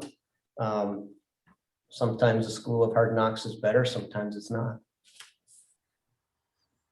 Do I you don't- need a motion? Yeah, we do. You need a motion to do this? Mhm. Linda, you make that motion, I'll second it. I'll make the motion that we change the employee evaluation form to the form. we Well, the motion required. would be is to approve the new evaluation form and draft a letter of understanding for a slight modification in the manager's contract. Perfect. You must have read that right off of your Support. minutes. It's right there. Imagine that, I don't have I'll those. second it. All right. John, so- the only thing I'm wondering is if, especially for the board's purposes, if, I don't know if this is going to be a PDF type file that we can use too online. Just maybe add another few lines in the comments, put it down to maybe a page and a half. Just give them a little more room for writing. Those are pretty small spots. For if they How about come we from- How about we give you additional plain sheets of paper to extend your comments on? Would that be okay? Yeah, because I know from looking at the reviews before, our guys write very large. I can write small, but there's not a lot of room on that one little line. Just to But make it, those electronically, and we can just type into them and send them as a that would PDF. be ideal. Yeah, Yep. yeah, I think that would be for some of us, that would work really well. Thank you. Aye. So it needs, Pete Roll second. call. Go ahead, Secretary. All right, so roll call vote on changing the employment evaluation form is trustee Winslow, Yes. trustee LaRue, Yes. trustee Marks. Yes. Trustee Everson, Yes. treasurer Johnson, Yes, clerk Rattari is yes, and supervisor Duran. Yes, Motion carries 7-0. You've just adopted a new form, like all forms, they can be living documents. If we find something that's Not working? not right, we can tweak it. I'm not opposed to that at all. When it comes to my evaluation, I would really want to know what's on your minds about my performance, no matter what. So if the form limits you of that, I want to hear it no matter what. that's where we need the more lines. Then I respectfully request to decline that. Too Go late. ahead, Ernie. I like to see this because if most of you know that I've been critical of the current one for many years in that. So I think this is a good step into the future in that. I'm glad you agree. I created the form because the one that we had was too cumbersome for me to do on every staff member. So if it's too hard for me to do for my staff and I'm getting paid to do it, how can I expect you to do it on the peanuts you get to keep me in line? So We're gonna talk about that later. All right, let's move on. Consider proposed cleaning fee for community room. Take it away, Mr. JK. all right, so we talked last meeting about starting to reopen the building. And we do have a couple of things that are happening here. So far, what we have scheduled in this room are township sponsored events. We're basically hosting the event, so we have somebody in attendance at that event. But we also have reservations on the calendar that people made for this room 2 years ago before any discussion of COVID even happened. We want to try to honor them. And those ones, if we already have a signed agreement done, we can't go after them for more fees because we already signed the agreement. That's what an agreement's for, right? But when everyone else sees, you let them have it. Why can't I have mine? We have to say, okay, that's fine. But it's under this new fee schedule, if you all agree. You can add this to that old agreement. Correct. Any new agreements signed moving forward would have the additional cleaning fee on there. If it's just a meeting and you don't have any food or drink, we can just set up chairs. You don't have to sanitize all the tables afterwards. A $25 cleaning fee is pretty good just to do the extra walkthrough of the room. You have food and drinks, now you have all the tables that you have to sanitize too. So we think it's $50 should be the fee. And my recommendation is we add those fees to the schedule for the remainder of this year. And if for some reason between now and then we reach herd immunity or whatever, we don't have to worry about it. We can scratch those from the fee schedule under a separate motion later, or we can extend them into 2022, whatever is more appropriate. I think those cleaning fees are fair. We're already charging a pretty fair price for the use of the room, which is evident by the amount of demand for the facility. So, and there is plenty of demand. There's people calling and asking about it. So if they're willing to pay the price, I think we'd be willing to do it. And there again, maybe Attorney Zappa can help me on this one because now we're talking township property. But if they follow all of the local health department guidelines and CDC guidelines, DHHS guidelines for their event, we should be okay.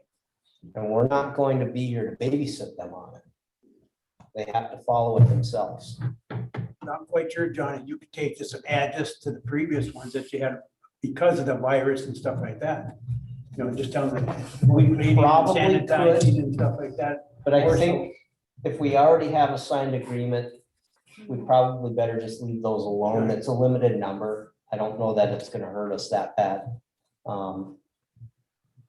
Assuming that you all agree with our recommendation. This was put together between myself, Lenny, and Andrew. I don't think it's anything out of line at all. We need to have some things in there for cleaning for down the road. There was too many times where we did it for nothing. And when it comes time that the carpet needs to be replaced or whatever, where's that money gonna come from? So we have to have some small fees involved with it. And I don't think the $25 and $50 added on top is anything outrageous. Well, and you know, people want to have small gatherings in a space that's big enough to socially distance. This is perfect for It's them. beautiful. And if they're that desperate for it, we're willing to let it happen if you're willing to pay the added costs that we have to incur. Absolutely. What about an organization that benefits the township and stuff like that? Our policy, based on the way Andrea explained it to me, and she is probably the best guidance on it for me because she's been the one taking the reservations. If it's something that we are hosting where we have a staff member or one of you involved in the meeting, then there's no fee. Okay? And if that's the case, then we will make sure that the amount of cleanup effort afterwards is minimized by minimizing the amount of tables and chairs we have on. How many chairs do you need? How many tables do you need? That's all you're getting. Everything else is getting put away, so we don't have to clean it up when you're done. You know what I'm thinking you're talking about? A good example would be in Marquette Township Lions Club. We have a meeting here. And do we have to pay the 25? The benefit of the club, the township club is benefit the township and everything else to make the events. We basically try to do that. That's what I wanted to just ask. Yeah, so if it's an organization that has been provided the facilities for free historically, then generally speaking, there's no fee to add to. But just clean up after. Yeah, I guess we That's have to what we figure always- that part out. We would apply it as consistently as we've applied the reservation fees in the past, this added cleaning. If everyone understands what I just said. Well, your description though, John, says food and water is the next step up. Or, you know, any kind of beverages and stuff. So a lot of people having meetings are at least gonna have water or coffee available. So does that bump them to the 50? Or are you just talking food? Well, the one that we have scheduled on the 26th, it's a 1-hour meeting. I don't think we're planning on any food and beverages unless people bring their own. And if Okay. that's the case, I think we're safe. And there wasn't going to be a fee for that one anyway, but as an example. We also have the pre-construction meeting scheduled in this room the day prior. We're doing that because the project is in our municipality. It's the road commission project on a road in our township. We will host it here because we can have more people in this room than they can have in their conference room. So, and that one too, again, we're not gonna charge a fee. We're just gonna do the cleanup afterwards, and it's probably gonna be 2 or 3 tables, is it? Maybe a dozen people if every utility company sends a representative, so. It's fine. So if you're gonna have water, food, coffee, that triggers the $50. Yep. Okay. Now you need tables. Lynn, I'll make the motion to approve the new fees for the community center for the remainder of 2021 as stated. Support. Okay, any other comments? Go ahead. I think it's fair, Lynn, for what, Yep. you know. Yeah, it is. Yep. Okay, so roll call, Roll call vote on the new fees is Clerk Rattari is yes, trustee Marks. Yes. Trustee Everson. Yes. Trustee Winslow. Yes. Trustee LaRue. Yes. Treasurer Johnson Yes, and Supervisor Durant.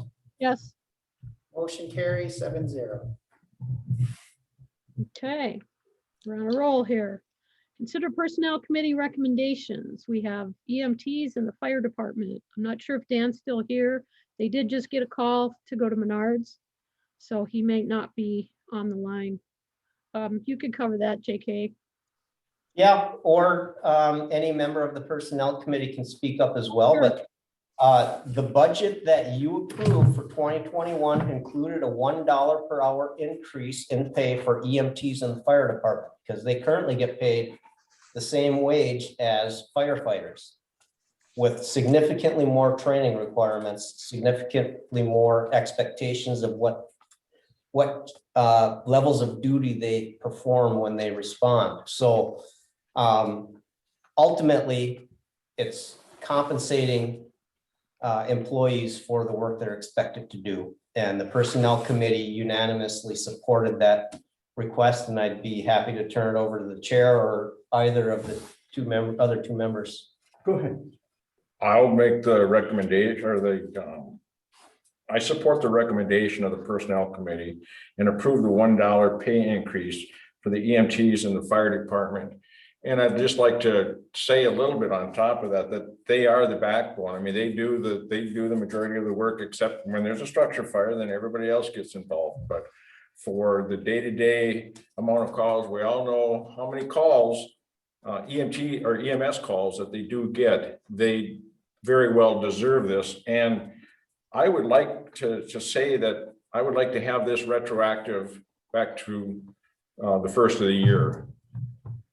So that budget was approved and the money's there. And I think, we've been talking about this for a while, and I think this should be retroactive, for the amount of calls that they had, the amount of hours they had from the first of the year moving forward. I'll second that. Okay, I have a question. go ahead, Ernie. Dan, is that part of your motion then to retroactive the pay to the first of the year? Yes. Okay, That's fine, yeah.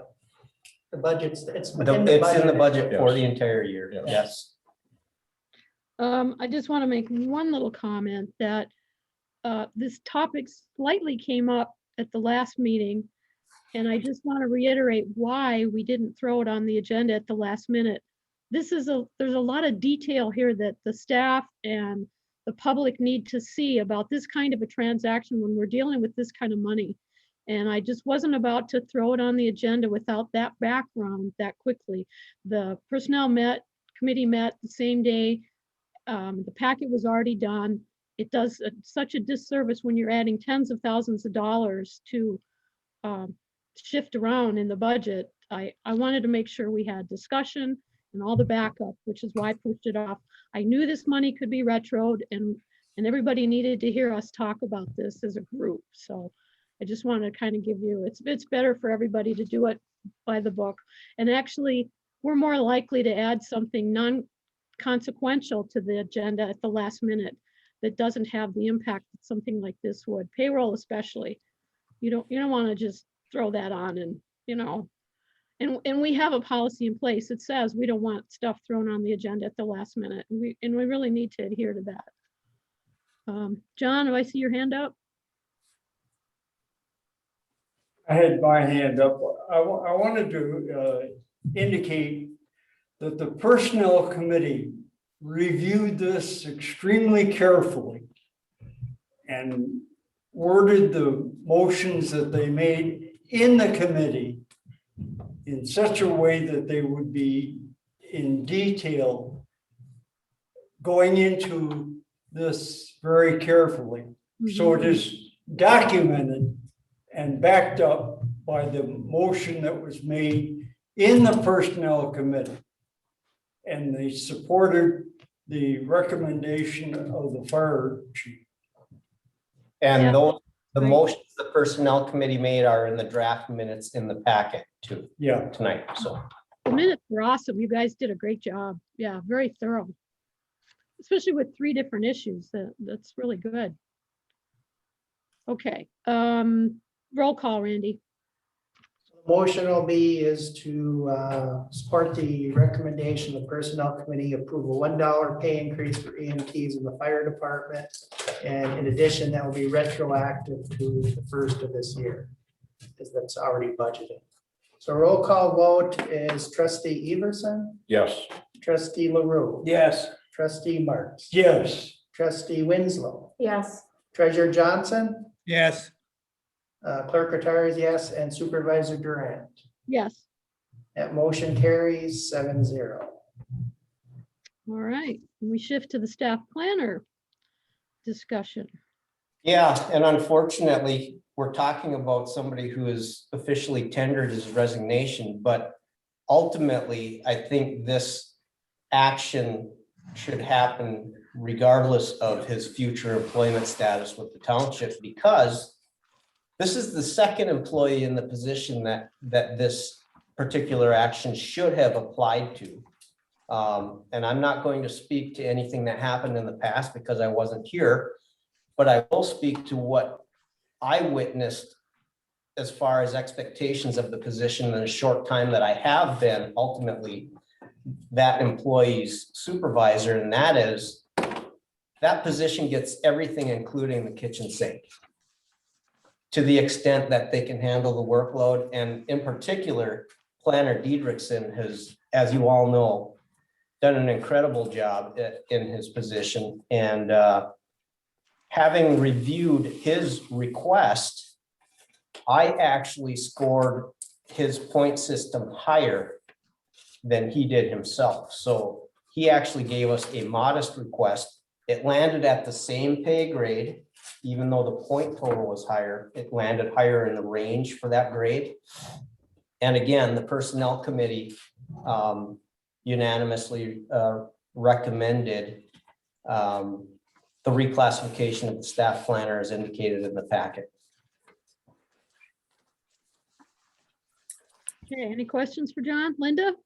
I have a question. So we're changing the position of staff planner to a new pay grade? That is correct. So it's got really nothing to do with Ryan as a employee. It's changing the staff planner, and then the job description will be revised to reflect that. Exactly. And So people understand that. right. And interestingly, that will segue right into what Jason and I have to do next, and that's advertise for Ryan's replacement. And Jason and I just talked about it this morning. Actually, it was right after lunch. We haven't advertised yet because we need to know what pay range we're advertising it at. So what you do next is really going to dictate how we move forward. And then you need to revise your job description prior to posting that position. Technically, correct? yes. Yes. If Yes. we can, we certainly will. Okay, thank you. John's hand is up. Can't see it. Go ahead, John. Once again, the Personnel Committee very carefully looked at this and agreed with the request and couldn't endorse it any higher than they did. The wording of the motion that was made in the Personnel Committee speaks to it in detail, that this person was deserving, fully deserving of the increased request. So we highly recommend the Township Board pass it at this time. So the difference between the first request and this one and the following is the first request was budgeted. The next two, because they are reclassification considerations, were not budgeted. So it would require a budget amendment to transfer funds from the fund balance. And later on, when we get to my report, I think I might have some good news to help with that too. At the time. Correct. That was a motion. That's the motion. I'll support that. Yeah, I didn't hear any of it. Sorry. I was locked out. repeat the motion. Concur with the recommendation of the Personnel Committee and approve the reclassification of the staff planner to pay 6 and authorize back pay to the day of the request, February 4th, 2021. And that was a motion by trustee Marks. And supported by Dan. Yep. Thank you. Question now, are we going to go back in time to give the back pay back to February 4th then? Was the motion, yes. Just to February 4th. Yep. So I have one more question. Sure, go ahead. So will the qualifications for this particular position change as we change the pay grade? So Yes. per se, the staff planner will now have to have a blah, blah, blah, which is a higher Yeah, so requirement. all of those areas in the point evaluation system where he performed at a much higher score than what the position was originally classified at, those modifications have to be incorporated directly into the job description. So, Yes. so we'll be looking for someone when the job is posted, the requirements and then the preferred requirements will be looking differently than they did when this position was created. Yeah, and it'll be a little bit challenging because You're gonna- that everything, including the kitchen sink Yeah, right. is a little bit challenging. And quite honestly, you could argue that the job description already covers that because there's always that catch-all one at the bottom and anything else that the employer deems necessary or Everybody whatever, writes however it's those, written, like right? that. So it's technically already correct, but Yeah, there's going to be some specific things that we can add into it. which will then verify, which will then validate the increased amount of funding for that position. Right. But the nice thing I know about Ryan is that, he stepped up, being on the recreation committee and the road committee. And he just stepped up in all the categories and got more information. He said, I'll do that for you. And so, so he just, But, He was a go-getter, no but the doubt. next person that we hire into that will be required to do those things. So what Ryan did was he allowed that position to expand higher. Well, the last Absolutely. person before Ryan pretty much Mr. did Peterson. them also. Yeah. Mhm. We gotta maybe make the wage a little bit higher so we can keep these people on. They're Well- valuable employees. It's certainly a position where if you can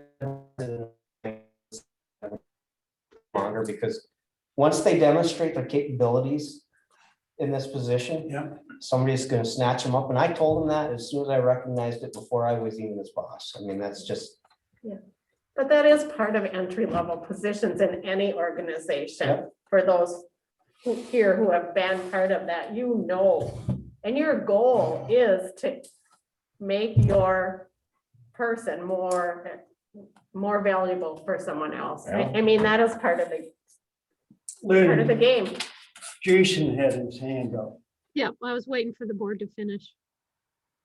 Okay, go ahead, Jace. Thank you, Linda, for those comments. And that's really what it's about. I'm tickled that the two planners that have worked for us previously now have stayed in the planning world. I think that's a tribute to the experience that they got and what they've learned.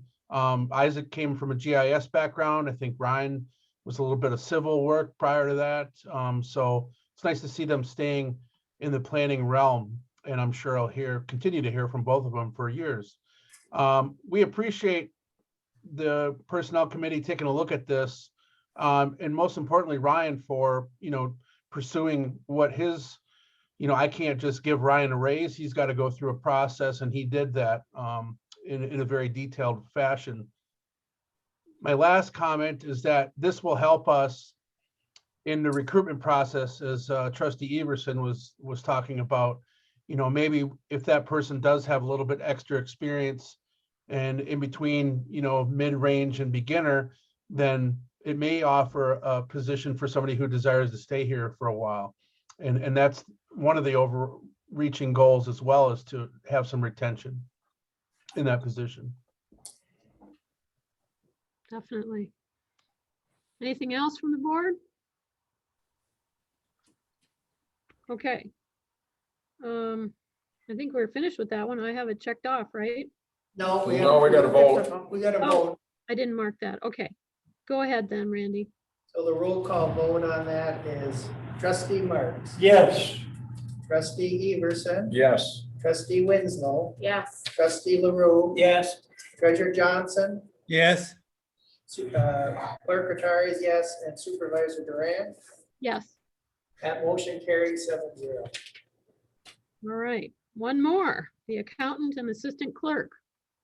So I think Clerk Rattari and I might be able to tag team on this one a little bit.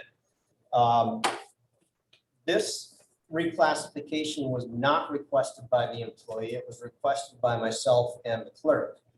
And it's simply based on the significant undervalued employee we have in what should be considered an executive level position within the organization.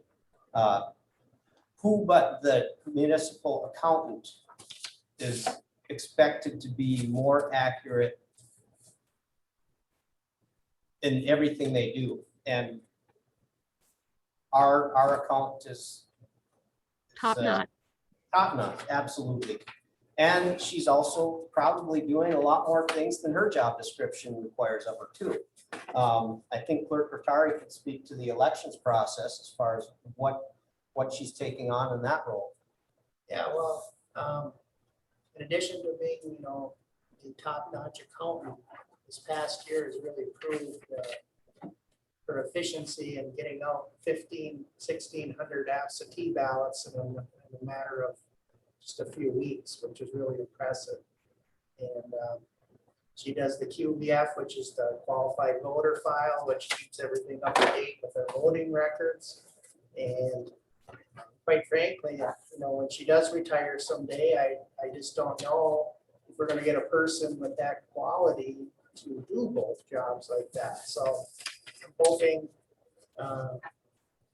if we can, we can. If we can't, that's gonna be a future endeavor, but she's very valuable in those things. And like I said, I don't think right now that elections part of the elections is part of her job. So in addition to what her accountant stuff does, she does that election stuff also. So it's very well worth what we're gonna get.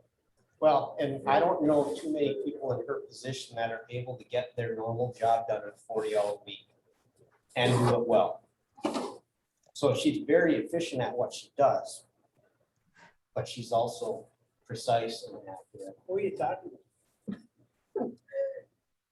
No, I shouldn't say who was talking about. You should get the. I guess if we're saying good things about the employee, it's probably okay, and that's All right. Lois Stonehouse.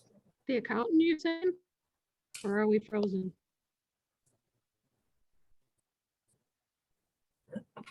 Did Lynn freeze up?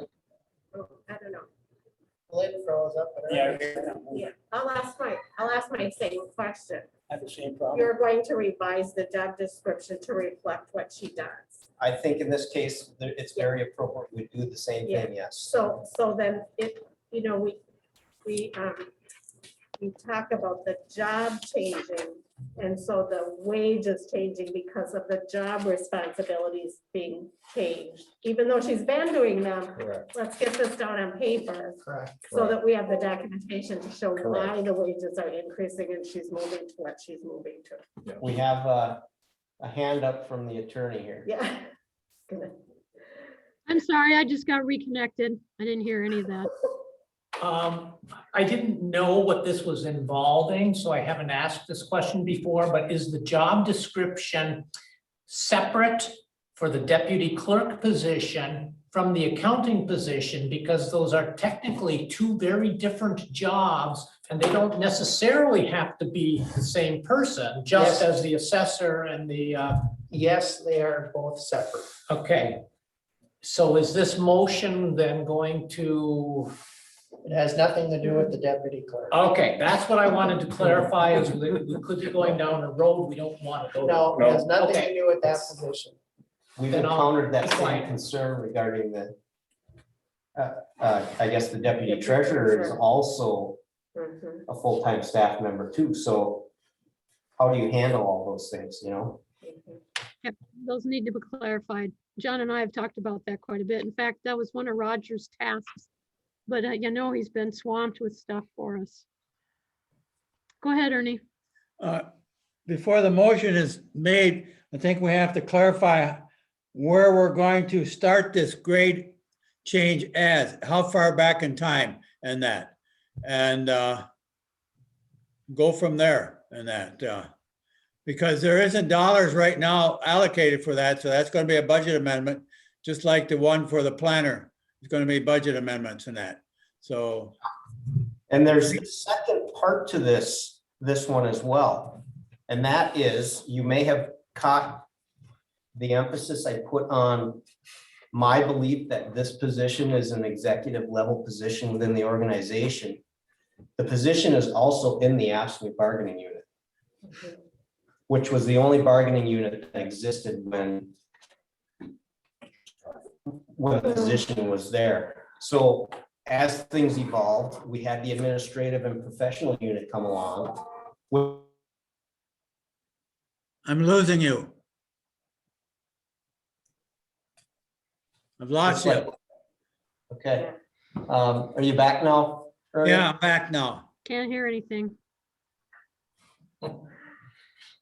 Just talk to Ernie then, that's. Well, we're good here, Lynn. Are you back, Lynn? Yep, I am now. Now, okay, too. All right, so I was explaining that when the AFSCME bargaining unit was created, I'm sure, even though I wasn't here, they tried to put as many positions in there as they could. And the accountant position ended up in there. We now have an administrative and professional unit. So if the position is going to remain represented, it's my belief, and the personnel committee agreed with my recommendation, that we should attempt to negotiate with the two bargaining units to move this position into the administrative and professional. Yeah, that's good. If it doesn't end up in the end, I guess fine, but I think that's the appropriate place for it to be if it stays in a bargaining unit. Makes most sense. Yep.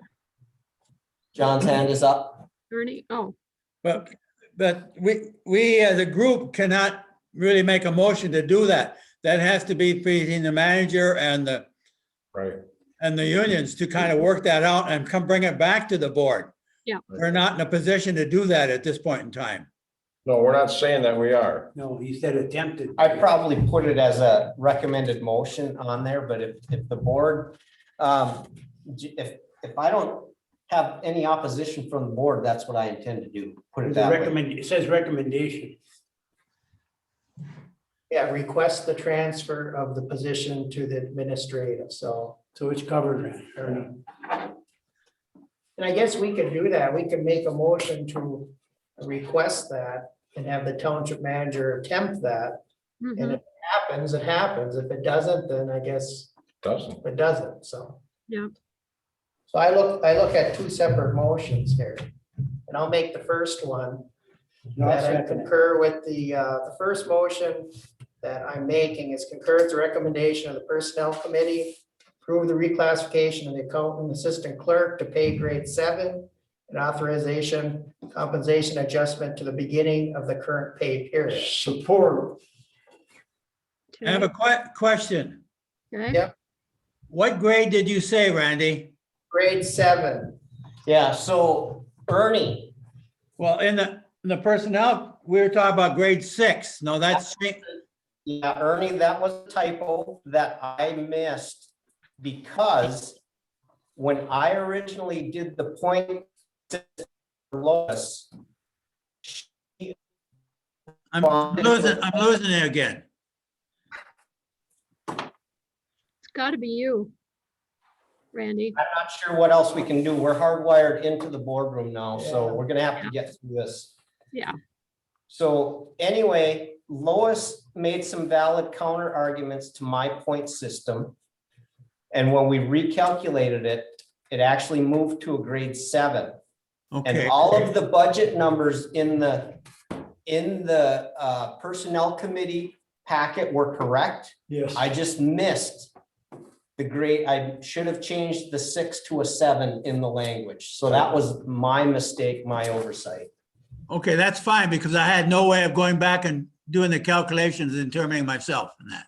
Yeah, this is a very valid point, and I'm glad you brought it up because I don't want there to be some appearance of underhandedness here when it was the intention from the beginning of this request to the Personnel Committee that it be a reclassification to grade 7, not 6. Okay, Good catch. Good catch, Ernie. Now, going back in time to how far are we talking about? It's this pay period. The beginning of this pay period. Okay, that's fine. Okay. that's the one motion. Yeah. Anything else? Okay, go ahead, Randy.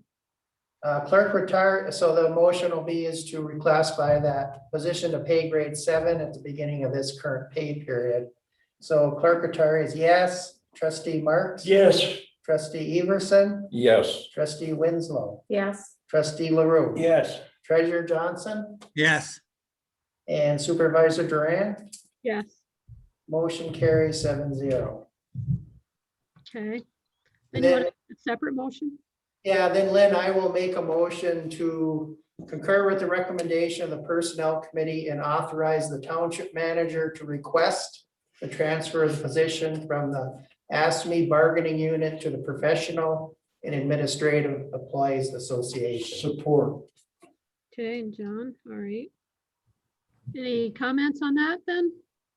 So basically, if it happens, it happens. If it doesn't for some reason, then I guess we're not, but we're authorizing the manager to try to make that switch, so. John, how do you see that in the form of a letter or calling a meeting? What's the best way to do that? Start with a letter so it's documented? Well, I've already had conversations with the stewards of both units. Okay, And I've placed a call to John Thomas, who is the AFSCME rep. He has not called me back, but I understand he is pretty busy right now. So I'm hoping I can get all 3 of those parties to the same table to discuss it and see what kind of feedback I get. well, now that you have board direction, that's even more, it's easier. Yeah, and it's also a contract year too. Yeah. It could, they just say, well, let's just wait until we're into negotiating and do it then, and I'm okay with that. I just won't let it slip by the wayside because I think it's an important detail. Does Lois, does she feel one way or the other any different? Have you talked to her about that? Or? When we mentioned it to her, she didn't request this I reclassification. understand that. So she's not She the wouldn't type, either. right, she's No. not the type to make noise about anything. She comes to work and does her job, does it well and goes home. And that's exactly what I'd like for every employee to do, She's great. including myself. Yeah. Yeah. Think that'll ever happen? You mean with me? Yeah. Let's talk about that off camera. Moving right along. Right, Or question? anything else? Go ahead, Randy. So the motion will be is to authorize the manager to request the transfer of the position to the ASME bargaining unit to the Professional Administrative Association. Clerk retire is yes, trustee Marks, Yes. trustee Everson, Yes. trustee Winslow, yes, trustee LaRue. Yes. Treasurer Johnson yes, and Supervisor Durant. Yes, Motion carries 7-0. we got All through. that, now Lois has got more work to do budget amendments. but that's 2 budget amendments. We have 2 budget amendments we have to worry about, correct? We can do it all in one though. She'll do it all in one. She won't say a word. I have no public comment, Lynn. All right, good. And nobody's left except Reg. I don't know if he wants to speak up. Look, I'm pretty sure Dan's gone. He's probably gone to work. All right, any announcements? Nothing to share? Okay, managers report. Good All one. right, so I think everyone in the room now is familiar with the issues we had with our Microsoft Exchange server a week and a half ago now. I'm guessing some of you probably still don't have access to your email, and I apologize for that, but I can get you in through the web version of Outlook if you need to know how to do that. Just give me a call and I can probably walk you through it, if you know what a web browser is. I thought that was a sandwich. It looks like there's directions up on the counter too. I was just standing up there. Yeah, those directions are for the back door into the spam filter, which Oh, you don't okay. want to use that. That's not intended to be Yeah. used as an email tool. So the online, Outlook Online is the preferred way at this point until you can get your township device reprogrammed for the cloud server, because we no longer have the Exchange server. All right. The So computer- basically, there was a Sorry. global hack of Microsoft that impacted Exchange servers around the world. Microsoft issued a security patch, which was installed, and it caused an error on ours. Didn't happen on all of them, but it happened on ours. And the only solutions they had was to remove that security patch, which made us vulnerable again, or move us to a cloud-based mail server. So we moved to a cloud-based mail server, and I made the decision, it was within my spending authority to do that because it is a subscription-based service now. It's not buy the software up front and then use it until it's no longer supported again. You have to pay for it every month by the number of users you have. So the first year is about $1,500. And I think we'll be able to cover that in our current budget with what we already have budgeted, no budget amendments necessary, because we are seeing cost savings so far to this point in the year. The other news that I alluded to earlier is this latest stimulus bill, whether you agree with the components of it or not, did have money in it for state, county, and local municipalities. TV6 ran a news article last night, I think it was, that showed what all the counties are getting. Lynn and I received an email, I think you got it, Lynn, didn't you? That showed what each municipality. Uh-oh. It's frozen again. I'm gonna wrap this Keep up. going, keep going. I have to wait until I see Lynn's head moving. We don't have that. We're hardwired in now. There's Ernie. Lynn, are you there? Yep, finally. Okay, so I can't remember, Lynn, if you were on the email group. Yep. That got the breakdown of what each municipality would be receiving. And it's in 2 installments. One would be soon, the other would be in 6 months. Our cut of that big stimulus pie, the 1.9 trillion, is 300 something thousand. So not budgeted. We will add that. That will help with our revenues to offset some of these new costs. We just don't know yet what strings they attach to that. Yeah, that's it. So anyway, Have there to might pay be some double good back. ones. We're not getting the millions of dollars that the counties get. I did see. Actually, I had that up on the screen. I was going to share it and then I just closed everything to think it might help my internet connection. I did have it up. Yeah, I think it's 13 million, isn't it, Marquette County? The county, yeah. Yeah. And, you know, Hopefully they'll be sharing. it was MTA that shared that spreadsheet, and they basically said, don't hold us to these numbers because we've seen 3 separate sets already. Mhm. We'll give you definitive numbers when we know what they are, And the guidelines, correct. to the extent that we can, yes. I mean, we've already seen what Scott Urbis said is, we don't really know what we can spend it on yet. No, but I mean when they're available. Yeah, and I happened to talk to Andrew, the county treasurer, the other day on an unrelated matter. She suggested that we might be able to spend it on infrastructure. So, you know, the CIP discussion might end up getting moved to the forefront out of necessity as we talk about strategic planning and everything else here. So Okay, any questions for the manager? Can you talk a little bit about the capital improvement plan, how that's gonna work this year? well, the way it should work is the planning commission should prepare the CIP with recommendations from staff and submit that to the full board to be adopted. That's the way it should work, because the preparation of a capital improvement plan is designated to the planning commission in the planning and. Frozen again. Does that sound right? Yes. What did you agree to, Roger? I didn't hear it. That the Planning Enabling Act is Oh, what. I broke it up again. Let's just adjourn this. It's okay, it's okay. Can't hear you. It's okay, we'll this. the Ask that planning question next commission- month. No, the planning commission is gonna work with John. We're gonna move this forward because we don't have much time. We think we do, but we do not. Yeah, well. The So good That's news a is, part of the budget and strategic planning. We've got a few months to get going on it. Well, no, because John needs to get to his staff and they need to get their ideas for capital improvement back, and then it has to go to the planning commission.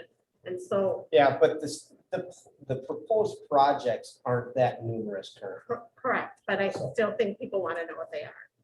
Well, they Yeah. can't do much until we get the budget numbers from, it usually starts after June when, or, the first part of June, he'll hand out the paperwork. Yeah, for- but No, the no, CIP is done separate of the budget. Yeah, It doesn't necessarily get tied to the budget unless you agree to do that. Unless you move it into it. mhm, Correct. mhm. So, yeah, thank you. We're starting to get into the nuances now a little bit. It's too late to get into this now. Thanks for coming back there, Captain. Or Nigel, you're not the captain, you're the assistant chief. You changed. Wake up. You got a call to Menards. I heard that. So I figured Dan was gone. Yeah, he'll be back in a little bit. They just got back. We're finished anyway. Yeah. Alrighty. We're done. All right. Randy, can you review the motions, please, before the internet shuts off?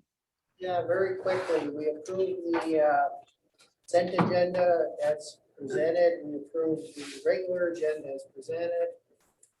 We approved considering changing the evaluation form for the manager. That was approved. We approved the cleaning fee for the community room. We approved the EMT increase.